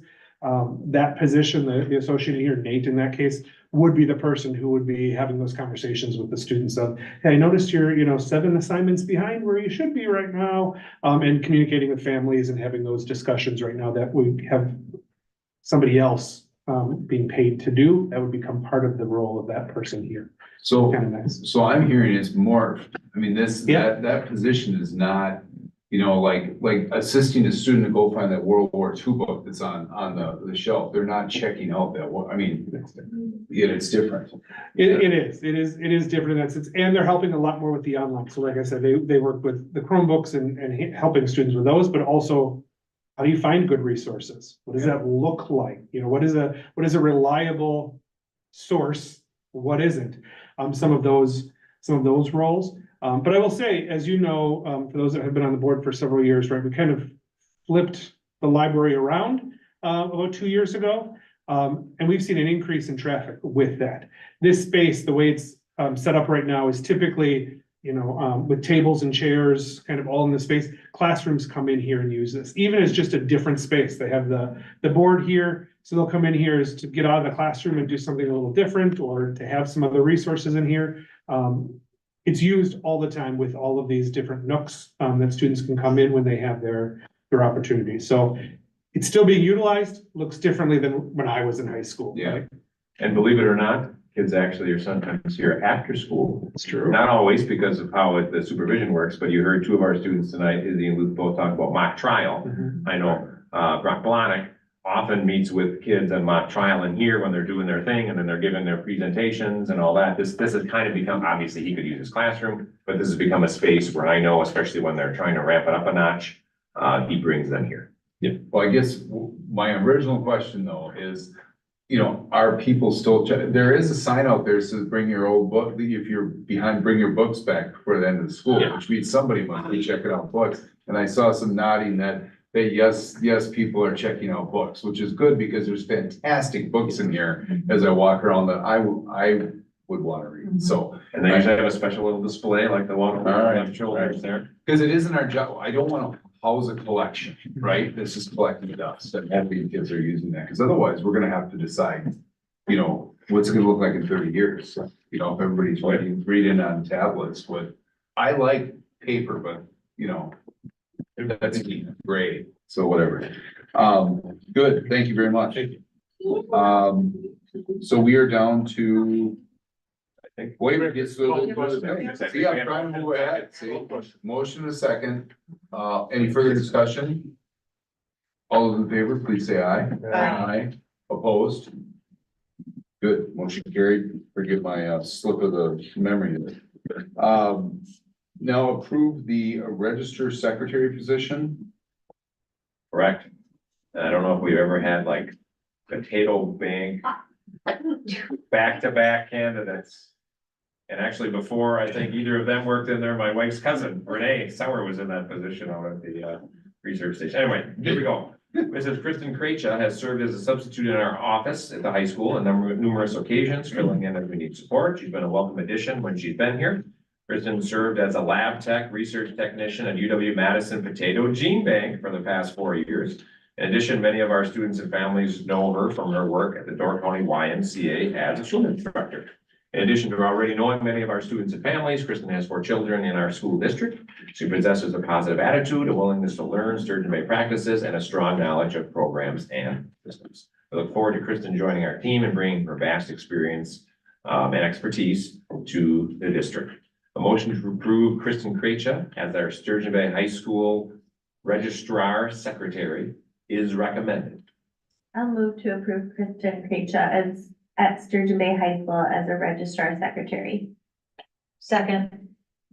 All right, we have a motion by Commissioner Hawes, seconded by Commissioner Cruz to approve Kristen Krejcia as the Sturgeon Bay High School as a registrar secretary. Further discussion? All those in favor say aye. Aye. Opposed? Motion carried. And so as not to confuse anyone, Principal Nerby will have a little fun with you. When does Kristen begin her new position? May 6th. I mean. Yeah, so she's been subbing for us She's been, yeah. since the previous person left. Yeah. So she happened to be in the office today. I know we had Mrs. Rankin, our previous person, doing some subbing. My wife did a little bit of subbing in there, and then so Kristen has been subbing, but now she's officially in the role. So for those of you that haven't been in the high school office, if all of a sudden you wander in and you see here like, whoa, that was fast. That's a part of the high school transition they're planning. Excellent. Down to, we're at point 10, approved 2024-2025 compensation for returning non-teacher employees. Yeah, I'll kind of pick and choose from these paragraphs. The board has seen this tried based on the discussion previously to give you a couple options. However you want to proceed is fine. So I will start at the beginning. Last month, the board approved returning teacher contracts, as we've also discussed, in addition to the changes approved back in September. Talked about those tonight, personal day, longevity, increased hourly rates. We've been working with the teacher reps and the board to implement that shift to PTO time, plus an incentive for unused days. So that, again, you see that work in front of you, certain things are ongoing.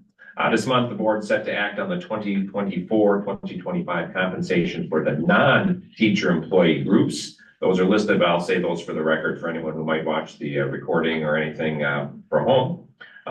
Hourly employees, a small group of unclassified employees, largely some district office staff, and then administrative employees. There are certified and non-certified, as you know. So as we discussed in the May 1st learning session, a placeholder of that amount up to 4.5% was used for budgeting and projection purposes. So taking into account the discussion on May 1st, use an example. Someone had given me an idea to try to sketch out some things that, again, the board might like that approach. They might like our usual approach, which is fine. So really going down, I've got kind of part one of a potential updated approach would be the kind of flat cost of living increase, the way we've traditionally done it. And then with that updated option, I just sketched out part two using some ideas based off of the longevity pay stipends approved for teachers. All right, so in essence, flipping over the page, again, it's, you know, the board has talked about merit compensation. Okay, we've talked before about how that does make sense in theory. In practice, there are some challenges perhaps we have a little different than maybe some private businesses. And second, we know the board has talked about longevity in the district and the importance of wanting to retain employees. Again, something was approved for teachers. Again, different system last fall with the different increments. All right. Rather than try to implement all that and this idea, and again, maybe the board takes this, maybe use it in the future. I thought just, and I talked this through with President Stefani and obviously with Jake, Jake Holtz, and then shared with some others as well. Just kind of starting at those first two, maybe the 5 and 10 years of service was plenty if we go this route. I don't think we need to make it too complicated.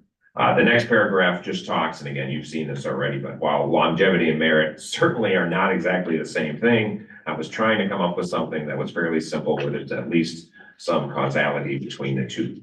So you see that, I'm not going to read that whole paragraph to you. The next paragraph kind of says, all right, there's an option one as laid out, or there's our more traditional option two that wouldn't include any of the longevity. So going down to where all the numbers are, and again, Jake's separate document breaks this out even more, comparison of this year to next year and so forth. I didn't want some of that to get too confusing on one document.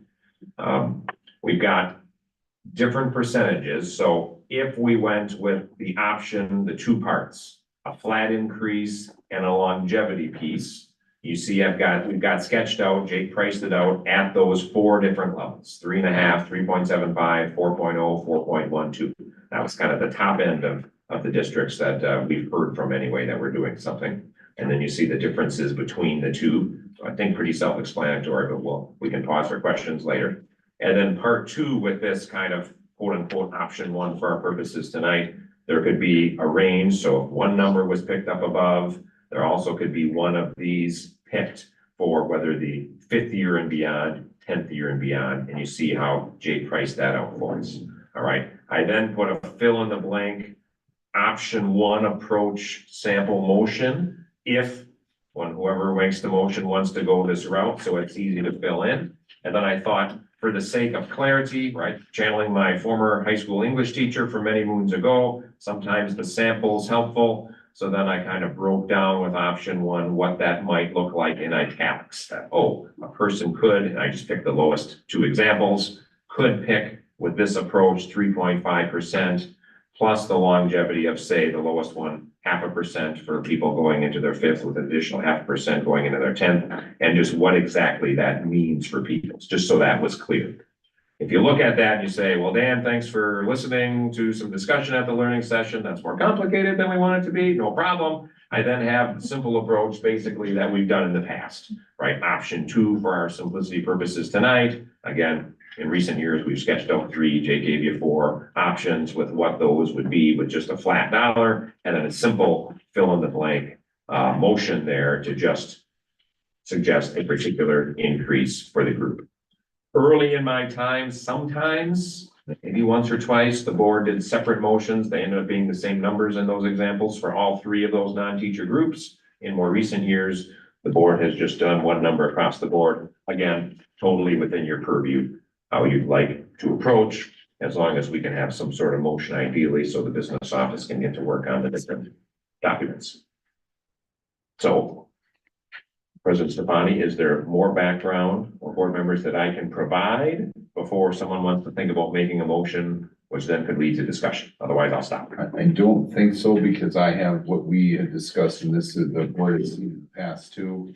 This is lifted, I just checked everybody, these are the exact numbers that were talked about in learning session. That's just on the page. So really, it's open it up for conversation or motion, or either none, option 2 or option 1 and then option 1 possible longevity thrown in there too. Thoughts? You need a motion before you can discuss, though, or do you discuss? I was just setting up I didn't think we were, yes. You normally ask motion. I just Well, wanted you to are pause correct. my. It should be, I'm my just trying background. to set this to table, but not trying to discuss. You're right. We should make a motion prior to discussion. Yes, I will make a motion for the option 2 approach. I make a motion to approve compensation for returning non-teacher employees as presented with a 2024-25% increase of 4%. We have a motion by Commissioner Hodges and seconded by Commissioner Chisholm to approve a compensation for returning non-teacher employees as presented for the 2024-2025 school year with a percentage increase of 4%. Further discussion? No, no discussion. In the professional staff handbook, we do there's a declining percentage as wages increase. That's okay. And so, obviously, the longer somebody's been here, keeping that flat percentage across all pay ranges, that there's an exponential increase for somebody who's at the top end. Exponential is probably an exaggeration. But, the person that's getting started, 4% may mean, let's say 50, 60 cents. And for the person who's been here for 25 years, that may mean, that same percentage may mean a couple of bucks. I'm just throwing out numbers. I'm not giving, I don't know where the top end is and where the starting wage necessarily is. So, as you look at that, again, I don't know. I know we've done straight flat percentages in the past, so we're not setting a new precedent here by doing that. But it's just something that I've been thinking about as I process trying to understand option 1 versus option 2. I'm more inclined to take the option 2 approach. That's just kind of where some of my thoughts are at. So maybe for anyone that might be tracking that from home or later. So in the professional staff that Commissioner Schultz is referring to in that compensation structure is what we call Appendix A. That's the salary ladder. The board looks at the ladder every year. Some years we do small tweaks to the ladder, some years major redos of the ladder. At this point, right, kind of our existing staff are saying, if you could address some of those other areas, we know you're going to need to address the ladder, but if you kind of leave that alone this year, plus the dollars for teacher compensation beyond the regular, basically got gobbled up with the PTO shift that we had the first reading of tonight. That is back to, I think, Jake's point, at the bottom, when we, again, this has gone through quite a few changes, as you know, in the past decade. We had, I don't know if it was, maybe that's splitting hairs, but smaller percentages at the top, as much as we said, we need to put some larger percentages for our folks coming out of typically four-year college, university with student loans, et cetera. And then Jake's on the money that, you know, with more years on the teacher salary ladder, the percentage gets smaller. But, and that's why we've addressed in that space, a longevity pay, and it makes some sense. That's why at this level, I would struggle with doing longevity pay. And in a sense, it accomplishes that in option two. To some extent. Good one. And also for clarity for the board and anyone tracking this, that was simply something I tried to come up with as an option after our learning session discussion about, do we stick with flat percentage? And then I came out of that the next day going, what's something I can do that doesn't throw the board totally for a loop? And what's something that uses at least logic that's been approved, in this case, for a different employee group. So that's kind of why I sketched it out both ways. And then I know, especially I reached out to a few people for feedback to kind of try to tweak that pros and cons before throwing it at all of you. And that was why I told Mike, I said, well, I'm just going to put it as two completely different options. How the board wants to proceed, thumbs up, and we can always have discussion the next year for what you may or may not want as options a year from now. I think one thing I just want to say on the record is the board talked at length about this. But the whole purpose of this, these are non-teacher, we want to recognize and retain our value. I mean, we need this demographic of employees. So we realize we have to do something here. Unfortunately, you know, I wish we had a pot of gold that we could just, you know, do unlimited things, but we don't. So, that's anyone that's watching at home, this is where this is coming from, that we need to retain, because in all areas, of our district, it's getting harder and harder to find people, and good people. I want to make sure we retain good people. So, with all of that said, I'm in agreement with the motion personally.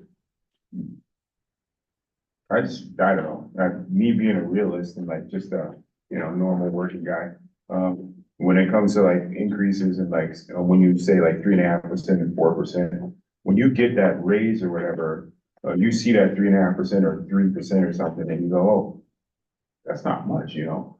I don't know. I'm looking at this like 3.5% with 4 or fewer years, and then it's really only 0.5% between, you know, 9, 4 years, you know, more than 10, 0.5% or whatever. So what Jake is, I think he's trying to say is like the fairness of it, I guess, because the person put in more years and getting the same amount. No, Or something. actually, no, actually just the opposite. Opposite of it? Yeah. The longer they've been here, the delta of their increase per hour is actually more. That would make sense. But yeah, at any rate, like, yeah, I think that whether we decide it's 4%, 3.5%, whatever. I'm a merit-based guy. Yeah. But I know that's I know, how are you gonna, world of academia. how are you gonna make everybody happy? I don't know, you know, but we gotta do our best to do it and retain those people, like you said, Mike, right? It's hard to figure what percent would be fair for everyone. I think like the numbers are, do we want to do, the reason I propose that number is because it's a little bit more than the cost of live, or what's the word for it? The cost of. Well, like CPI, like consumer price index, like inflation, which just came in to, at 3.4% earlier today. Yeah. So. And I think last year we didn't do as good of a job of meeting that. And so I think compensating a little bit like more might do a better job with respect to retention. And showing our appreciation. Yeah, And wanting it's a hard job, yeah.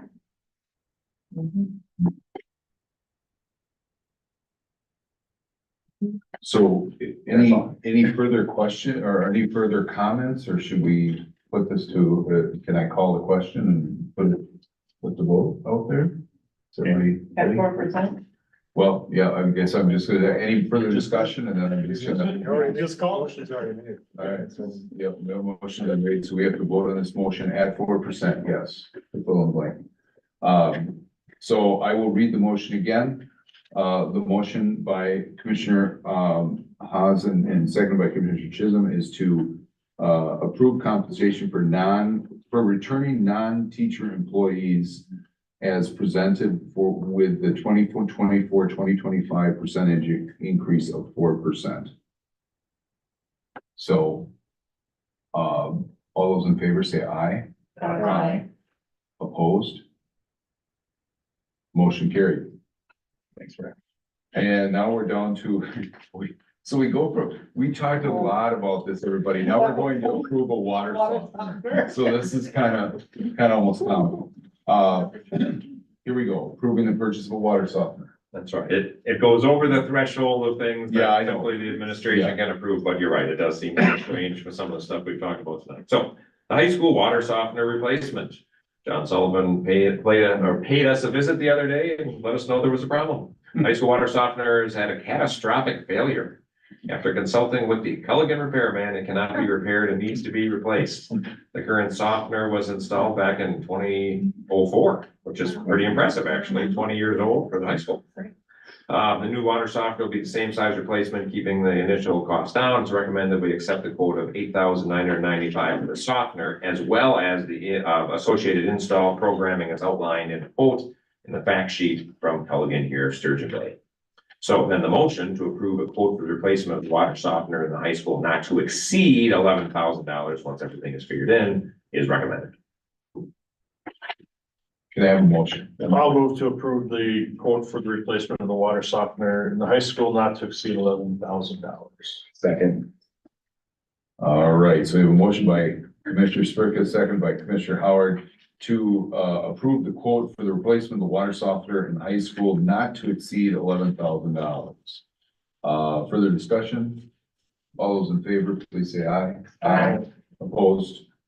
There we go. I am curious, does it say, did the quote say because of catastrophic failure of the old? I don't even remember at this point. That's Good pretty, question. that's a pretty loaded word. I like it. Not bad. Next, receive the draft of the 2024-2025 board meeting calendar. This is an informational item. Yeah, I won't read the description. You see this each year. Again, you just set the board meeting for tonight. So Mrs. DeVise and I had sketched out that one page, right, grid with all the little boxes. I know you're all busy people, so you need to start planning your calendars for the next year when we have meetings, so we can be at those meetings as we want to represent the community. So you see, again, what that usually looks like, and you'll see the bullet points. I'll just touch briefly on these. So the October meeting, again, theoretically would be later, the fourth Wednesday, because of that aid certification on October 15th I alluded to. And then again, with getting late into October, I didn't put the November learning session down. Again, I know during COVID, as we said many times, we got a little bit meeting to death there. So we're trying to keep that in mind for all of you. The January meeting would be a little early due to the education convention. Again, we don't normally have a learning session in January, as you know, unless it's a referendum year. And then again, as usual, I put the learning session in June as a question mark because of the last week of school and where we usually want the focus to be. So that's what we've got. We'll bring that back to you with perhaps a few tweaks on potential meeting time, starting times. Ann and I will work on that for you for next month. So now we're up to the policy review update, first readings. So I know it's 8:59, so I'll make this as quick and painless as possible. So again, as you know, we work with Neola Board Policy Service.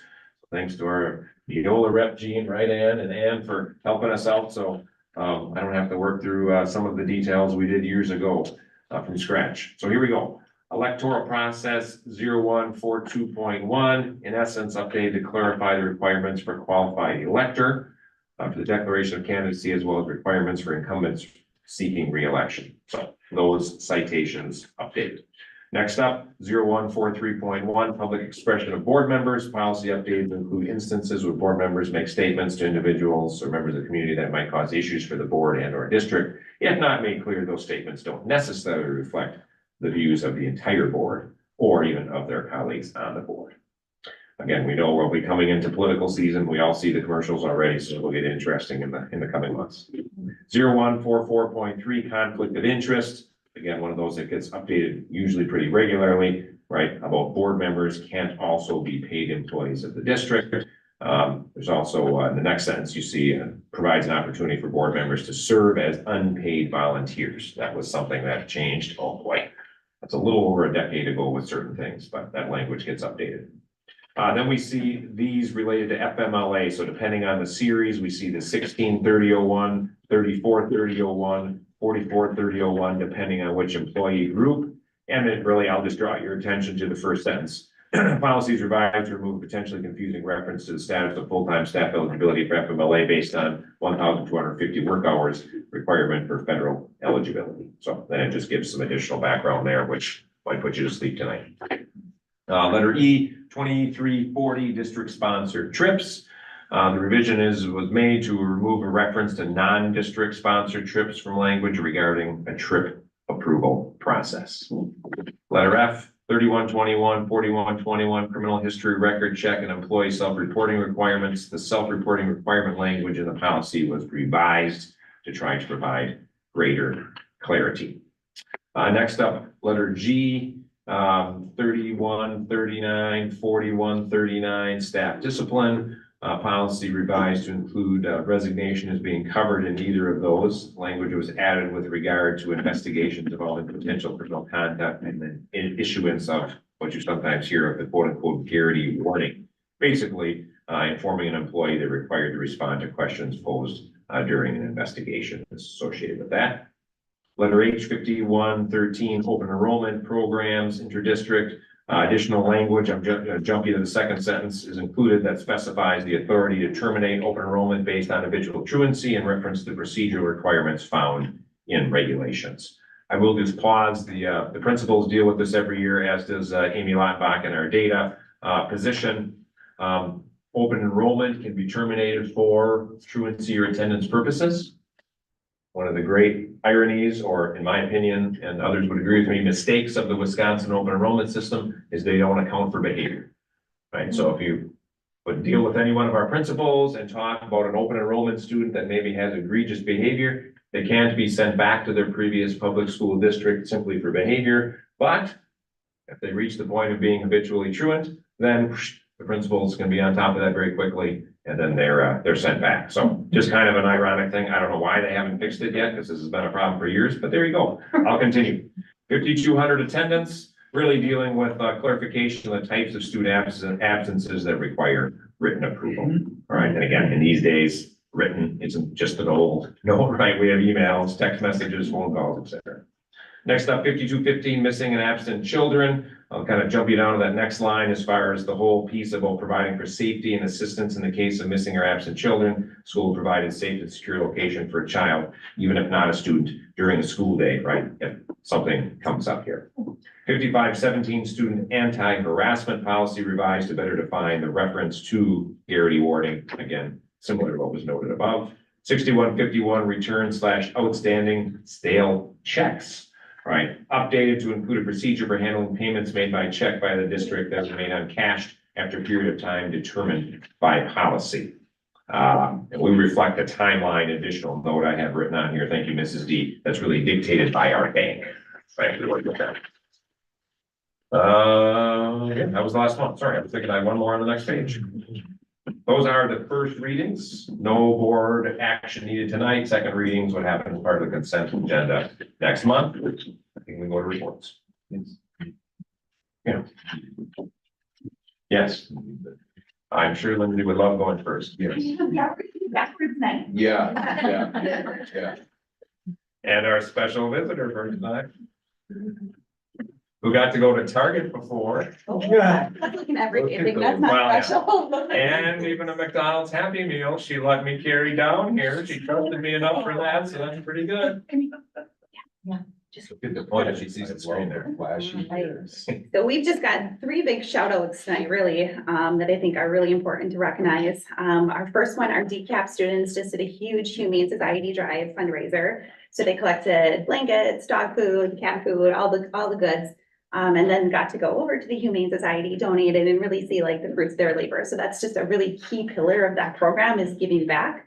And we saw a lot of success. The kids felt really good about doing that. And actually one family ended up going home with a dog. So yeah, it was kind of fun. Next shout out, you saw it on Facebook hopefully, but our students went and participated for the first year in the Goody Duathlon.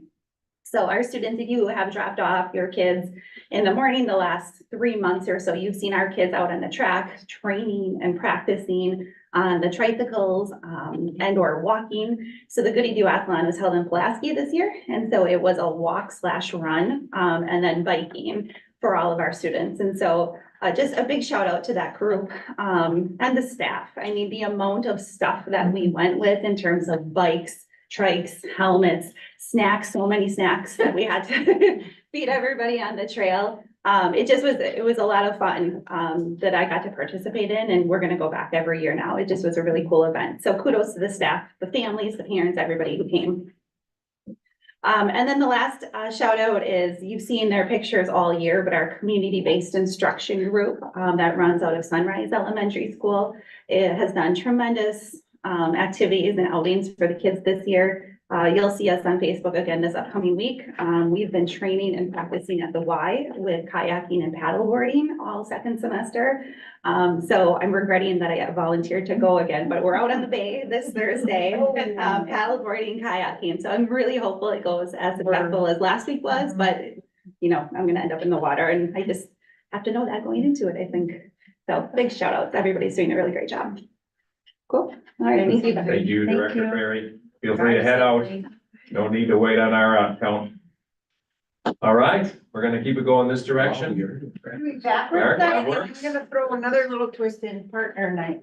All right, whatever works, as long as it keeps moving along. Yeah, so, we are in full force in the middle of our spring screener, and I'll just remind you really quickly that this, is for grades, K through 8. And, we're testing reading and math, and, the screener is really designed to test the health and effectiveness of our core curriculum. Okay, so we're not talking about interventions and special reading programs and things like this. This is our core curriculum. So with that, I'm gonna do some technology thing, and then I'm gonna let Katie. So I want to get this right, so I'm gonna read a little bit. Very exciting. First time this has ever happened. On the Kindergarten Star early literacy data, we have a kindergarten class that got 100% at or above grade level. That has never happened before. Another class is at 93, another's at 94, another at 88. Oh, sorry, I was gonna give you these to pass out, wasn't I? As you'll see from what Jen's passing out, that means for the combined grade level, 94% of our students are at or above grade level. As a comparison, because you can't really compare last year because different kids, but as a comparison this fall, we only had 71%. That's a huge, huge increase. And it goes to the work and everybody, including you, the coaches, you know, the approval of the coaches, the teachers, the training, Jen and her department. We are super, super excited about this. Yeah. At the risk of stepping on anyone else's toes, because like I said, there's that would be. So this is our entire kindergarten group of students and our kindergarten staff and all of the support people that work with those kiddos every day. That a little celebration, you can imagine. So at the risk of stepping on anyone's toes who have other pieces of data to share, it's not all complete, but one of the other things we talk about is student growth percentiles. Okay, so this is what we really want is growth overall. So if you're a really successful student, you still deserve the right to grow in your learning. So we measure growth of all of our students. And at this point, as I said, we don't have all of the data yet, but I just want to highlight a couple of things really, really quickly. We consider good growth anywhere on SGP, a median student growth percentile between 35 and 65. So as a classroom teacher, if my students have a student growth percentile anywhere in that range, that's good. So from 35 to 65. Right now, our kindergarten, 84 is their median student growth percentile. Third grade, 73. Sixth grade reading, 94. So far in math, because we talk so much about literacy, but there's really great things happening in math as well. A couple of highlights, second grade, 73 student growth percentile. Sixth grade, again, 74. So lots of really great stuff happening. Thanks. We transitioned back to Principal DeVillers at the admin meeting yesterday. Normally it's a Wednesday morning. This week we shifted to Tuesday because of team member schedules. But we were talking about this particular piece with our kindergarten kiddos. And there were a couple times where we paused and we said, we got to celebrate this and congratulate them. And Principal DeVillers can talk about that. But then I don't remember which one of the team members paused as we were talking. And it was like, boy, these are the things, right? That give you a little goosebumps, as you said, even as a grown-up. Oh, man. We are how many years into this literacy journey, right? And the board knows who spent money on this way before the state ever said, oh, you really should do Act 20 and people can't in Madison get that all figured out. But there's the payoff, right? Kids doing well, which I know is what we all want. So anyway, that was one of those things and they wanted to highlight that tonight. Katie, go ahead. Yep, so it's very exciting news and this was today at our Sawyer Way leader. I don't see the bee, but the Sawyer Way bee was there too. And the reason the kids are wearing those hats is because at Sawyer this time of year, we have chickens. There's eggs everywhere and we're going to be having chicks very soon in the kindergarten, actually. And so the kindergartners led everybody in a chicken dance today too. So it was quite a day at Sawyer. Other things happening, the staff's working really hard to finish the year. As you saw in my report, the field trips, the transition activities, all that stuff is going on. It's a very busy time of year. And what goes with that is planning for summer work. And related to the data that we shared and the dedication of the staff, I just want to share a couple things.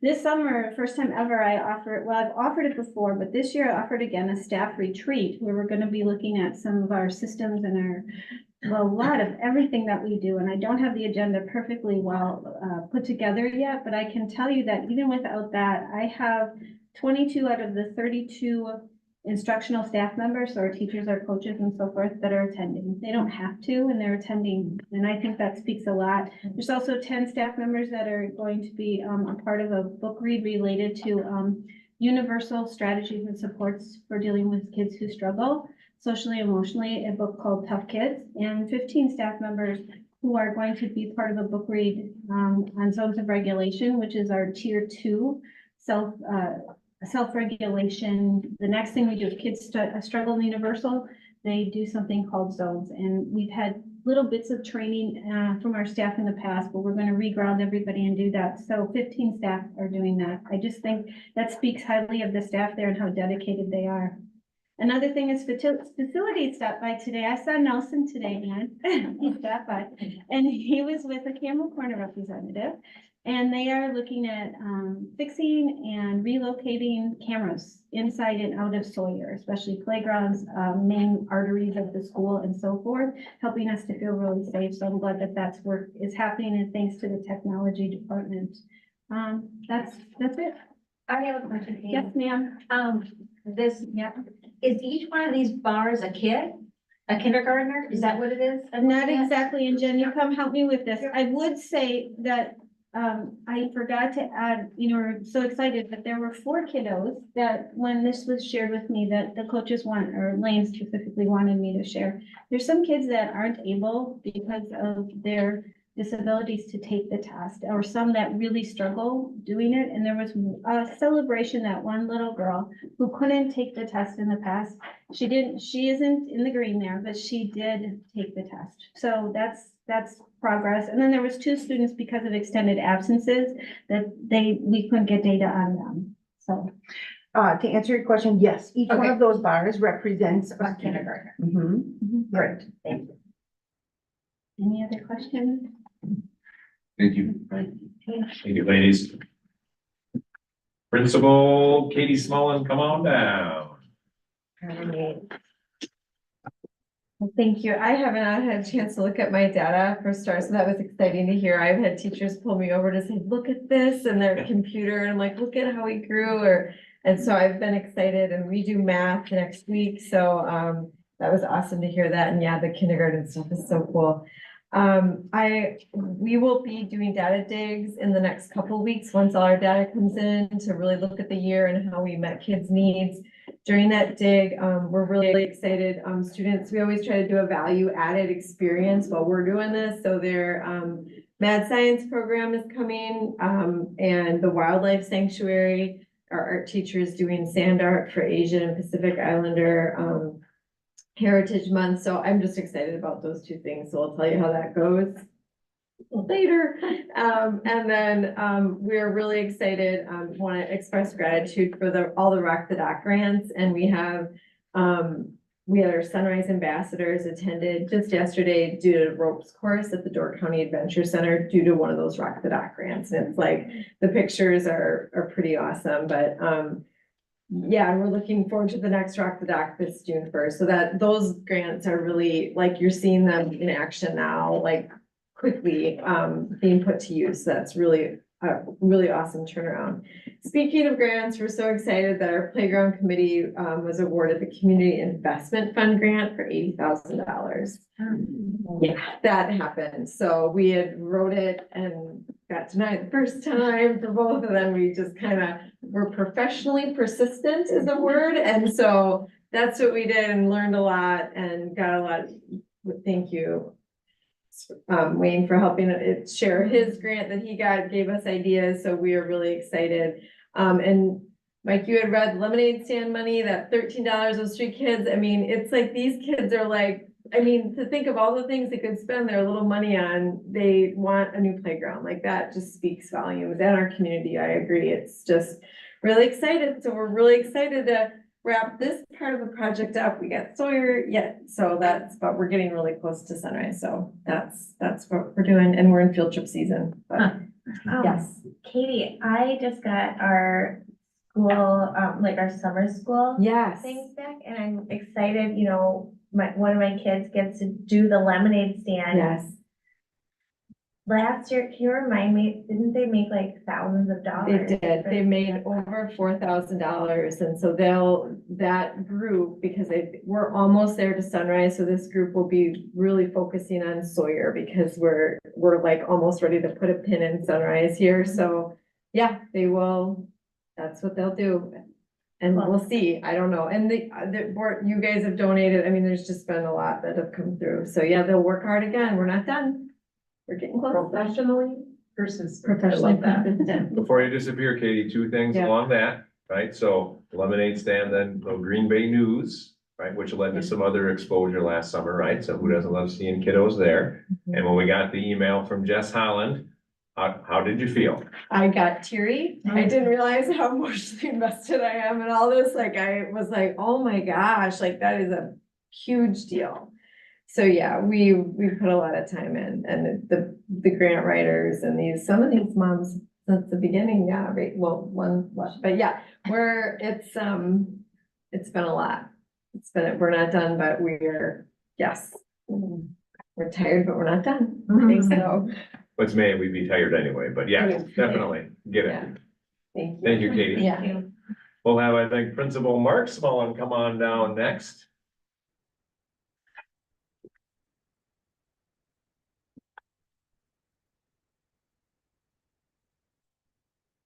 Walking music, maybe we approached the DUC departure or a variety of things. The news that the Principal Smullen called me this morning about the behavior of a child or two. He said, well, please, you know, I hope I don't have to call you again today, but if I do, please answer the phone. And I said, I will answer the phone. And you didn't have to call about any more shenanigans. No, that's good. So that was good. So since our last meeting, our middle school, just to give you an idea, we had a spring dance, and then coming sixth grade parent night, our inaugural National Junior Honor Society with 50 kids, a poetry contest. And then we have sent 8 teams, 29 students to UW Oshkosh's mathematical problem solving contest. There was just under 1,200 kids that attended, and our Hugh Hanley, 7th grader, placed in the top 10%. So congrats to him. This is something we're gonna keep on doing because while the kids get to go to a college campus, they get to compete in math. They're put up against kids throughout the valley and all throughout, northeastern and the central part of the state. And in their words, they really get a kick out of going to the cafeteria. So. All right, that's college, right? So we all went through that. So think about that. I want to, from a teacher point of view, I just want to share on Saturday, this is kind of, I just reflected on this. Ms. Gorkowski earned her master's degree and she obtained a master's from UW Madison in School of Counseling. She joins two other middle school teachers who earned their masters this past year. That's Mrs. Sullivan with master's in family consumer science and Mr. Jacobson with a master's in admin and curriculum. So nice to see our staff, going and obtaining their passions and getting educated. So that's huge. And it goes without saying, someone worked very, very hard on this. There's reports last year. She was accepted a Kohler for a prestigious art honor. She was just announced last week by the Wisconsin Art Educational Association as the Wisconsin Middle School Art Teacher of the Year. Never had a pleasure of ever having it. Being on a staff with the teacher was identified by the state as a Teacher of the Year. So I think that's a huge honor. So we had a good time celebrating that with her students. And then if you weren't there, I'm going to tell you missed out last night. So I highly encourage you guys, get your tickets. Obviously, there's no tickets, but go to a middle school band concert, especially mark your calendar next spring. And I know you were there. Anyone else? You okay? Oh, look at this. Am I not telling the truth? You're telling the truth. That's our band program. Our arts is back. We suffered and we clawed our way through COVID, and we went through 4 teachers through about a 6-year period. And just to watch, the kid did a great job, didn't he? Fun, entertaining. Boy, it was fantastic. Insightful. Just listening to how he selected music, how it connected to the program. It was really, it was just, as an adult, it was really informative. Just like, wow, you see it. And plus the kids sounded great. I mean, they rivaled some high school bands I've seen in the past. So, all right, so I'm going past my time. So I just want a couple of things here. Tomorrow night, fans who are watching live here, choir concert, 7 p.m. Come watch them make their magic for grades 6 through 12. DC trip heads off Sunday. 32 8th graders and 7 chaperones are heading to DC. And then Monday, Allied Arts Show. We have a parent meeting at 6 p.m. Friday, obviously, we have an in-service, no school. And then we wrap up May is we're heading up with Matt Propsum's taking the outdoors class. All the students are going on with fishing guides throughout the county on bass boats, rangers, you name it. They're going to be out there fishing live. It is pretty impressive. I think they have no clue how big of these fish they're going to catch and the expertise they're going to be fishing with. So what a great culmination to the outdoor class. And then the last piece is mark your calendars, June 6th, I think 10:30, we have our eighth grade awards ceremony. So you're going to see some fun stuff happen then. So, all right, that's it. Thank you. Thank you, Great, Principal thank you. Smalley. Principal Derby comes forward. Principal Smalley, I can't believe you didn't mention a highlight of outdoor adventures when Mr. Propsman is in DC. That the substitutes will be SRO Jenner John and Superintendent Karen again. We get a chance to go in and work with those kids from time to time, which is a lot of fun. Principal Nerby, you're up. I went 2 minutes and 40 seconds once and got like a test. Yeah, but you were practically emotional just now. I know. In April, this is the test that all the juniors take. I just wanted to share, as I've stated before, when we look at these things, right, it's a snapshot. It's one test, it's one moment. It's, it doesn't define everything on who we are, but I'm excited to share this with you because I think the work we've been doing and the work that the staff has put so much time in to help our students and support our students is paying off. So our composite ACT score went up from a 9.9 to a 20.7. It's the overall score. Our math score went up from a 20.1 to a 20.7. Science from a 20.4 to a 21.1. English 18.3 to 19.7. Again, these are the average of our students who took the test where we got. Our reading score went up from a 20.1 to a 20.8. our writing from a 6.2 to a 7.2, a full point there. And our English language arts from 18.4 to 20.1. These are not small gains in the world of ACT. These are pretty impressive gains. And again, it's one snapshot, so I'm not trying to say, this is it. But it is really nice to see that growth and that work from our students, to see those scores go up. And sometimes when we say these scores, we're like, well, okay, but did everybody in the state go up? It's easy for me to throw out those numbers, but everybody saw that. The state average for ACT was 19.3. For Sturgeon Bay High School was 20.7. So a pretty significant jump there. In fact, we're above the state average in every single measurement of the 2024 ACT, which is pretty exciting. Again, one snapshot, one look, but I think it reinforces some of the work that we've been working on and what we're doing. So I just wanted to share that with you. Changing gears just a little bit, because it is the high school and it is the end, or we're getting towards the end of May, which means lots of things are going on. Today I held our final senior meeting with the class of 2024. We handed out caps and gowns and tickets. So it got real today for a lot of them. But it was exciting to have that and see them put those on there. For any families who are still with us here tonight, make sure they take those caps and gowns out before the day of graduation, try them on, and maybe, iron them, or, put them up in the steam shower or the shower, in the room so that they wrinkle out. But every year there's somebody who doesn't try it on until that morning, and there's something. So I tried to stress that with them. And I made sure to tell them to let their parents know that they received their tickets. I did send a message out to families who have a senior, you should have received that, because kids will notoriously throw it in the back seat. And then, hey, didn't we have tickets? So you're a parent of a senior out there, make sure that you know that the tickets and the caps and gowns went out today. And the seniors did inform me today that there's only 8 days of school left for them, which is just crazy to think about. Our commencement ceremony will be held on Saturday, June 1st at 10 a.m. with the boat parade immediately following off of Madeline Marina at 11:30. Entire community is invited out. It's always a fun time to see the students, and so unique to where we are. So, yeah, that's what I've got. Questions? Thanks. I was walking down the hall while you were giving the seniors the reminder about getting the tickets to their parents, so That's right. I can back that up and chuckle, because I remember doing many of those senior meetings myself. The other piece, just as he's walking back on ACT, it's pretty common to see scores at the state level average wise, right? And all the subtests to the main test change 1 or 2 tenths of a point. Okay, when you look across the body of students in the state of Wisconsin, knowing every high school and every class varies, right?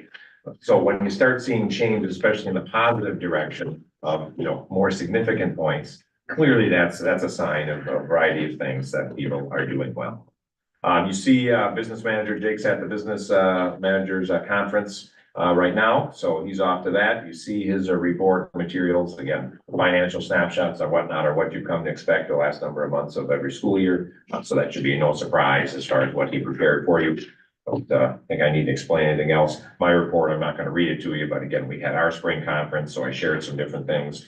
Whether it's referendum trends, the AI piece was interesting, but a friend of mine was presenting on that, and just how that, continues to go, right? I mean, just the sampling for entertainment. In 2024, we know AI is able to manage email. By 2026, again, they say by because it's going faster, people should assume AI has touched all writing. I don't care what you do, just assume by that point it's touched it. So think about what that means. They're saying by 2027, generative AI should have all the bugs worked out around different things with bias, inaccuracy, etc. that can be picked up pretty easily now. And then they're jumping way ahead. We saw 5K students. We see them on the screen now. By 2036, when 5K students graduate, AI will likely be 1 billion times smarter than a human. So think about what that's going to bring to life, society, work, school, etc., right? With all those different types of things. Moving on, community engagement, I'll just highlight 2 things.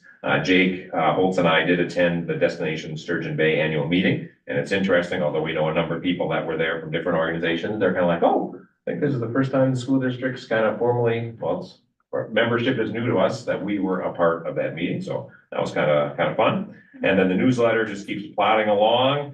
Right, as I shared with Dave Elliott, a few days ago, you know, we are definitely coming down the stretch of the herding cats piece as far as getting the pictures in, all those types of things.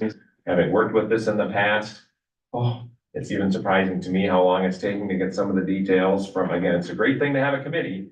It's not so great then to get it wrapped up, but that continues. Hopefully that's done. And really kind of, the final couple things. We did host a meeting, Representative Kitchens, and all the Door and Kewaunee County superintendents, we got together here in Sturgeon Bay last Friday morning. We do that from time to time. Usually he and I are in contact to invite people in to talk about different things. Again, no surprise, school funding continues to be #1 by a landslide, so no big solutions there, but we're trying. And then I think on the funding piece, school nursing, you saw that note. It's not an agenda item tonight. And to be clear, again, Jake and I met with Brian Stevens again on Friday morning. We have a lot of good partnerships with the hospital. We really don't want that to change. However, when we are, you know, somewhat surprised by a 21.4% increase, but we all know we're not getting 21.4% more from the state for a variety of other things, and transportation costs more and everything costs more, that's a problem. So I don't know where we're gonna go. Jake Lindsay and I have talked. We made the admin team aware. I've let Brian know, you know, I've gotten early feedback from 1 or 2 of you already. That like, boy, you know, in real dollars, that's $31,455 more. And that's not for increasing time. And we were looking at the potential of increasing time because of needs, which right now we're not. So I don't know where that's gonna go. When 2 of the other superintendents, Jake Holtz and I met Brian on Friday, really Brian, Jake and I stayed in bed a little longer. We gave a couple suggestions on some strategies we've used in the past. I don't know if that'll work on this occasion or not. But we're trying. So that's the latest of all, you know, financial surprises that come our way, which usually aren't so positive. So not to be a downer, but I will stop on that one. President Stefani, that's what I got, but it's May. We're trying to get everybody through. You know, I'll just tack on one point. I did miss the last meetings because I was at a conference for my company, and the head of cybersecurity is always something that I attend because I learn a lot. And if you want to see a sidebar, I mean, they were talking about really how AI certainly can mimic voice. So what we have to do to try to protect in our industry, I'm a financial industry, but also they're actually mimicking visual too. So they said they had this one case really happened. A CEO was on a Zoom call. Every single person other than him on the Zoom call was a AI generated image. And he ended up approving a $1.2 million wire transfer on this and lost it. I mean, just gone. So it was I always learn a lot of these, but you know, to Dan's point, I mean, this is going to become important for everybody in this room. Just that, and it's not hard now. This person must have been going through email at the same time because there were a lot of signs that it should have picked up. AI is not perfect right now. So, part of the thing is to actually challenge people. How's the weather there? What's going on? You know, you can get around that, but we have to be vigilant in the school district because there are going to be bad actors trying to do all sorts of things in air. Now, AI is wonderful too. There's good things about it, but we have to be vigilant in the bad things. So anyway, I don't want to end on a sour note, but I'm not trying to be a bummer, but it's we just have to be vigilant in these areas, right? Yeah. So can I have a motion to adjourn? Make a motion to adjourn the meeting. All right, second? Who's the second? All right, sounds good. Motion to adjourn by Commissioner Haas, second by Commissioner Schultz. Further discussion, hearing none, all those in favor say aye. Aye. Opposed, motion carried, and we are gavel out. President?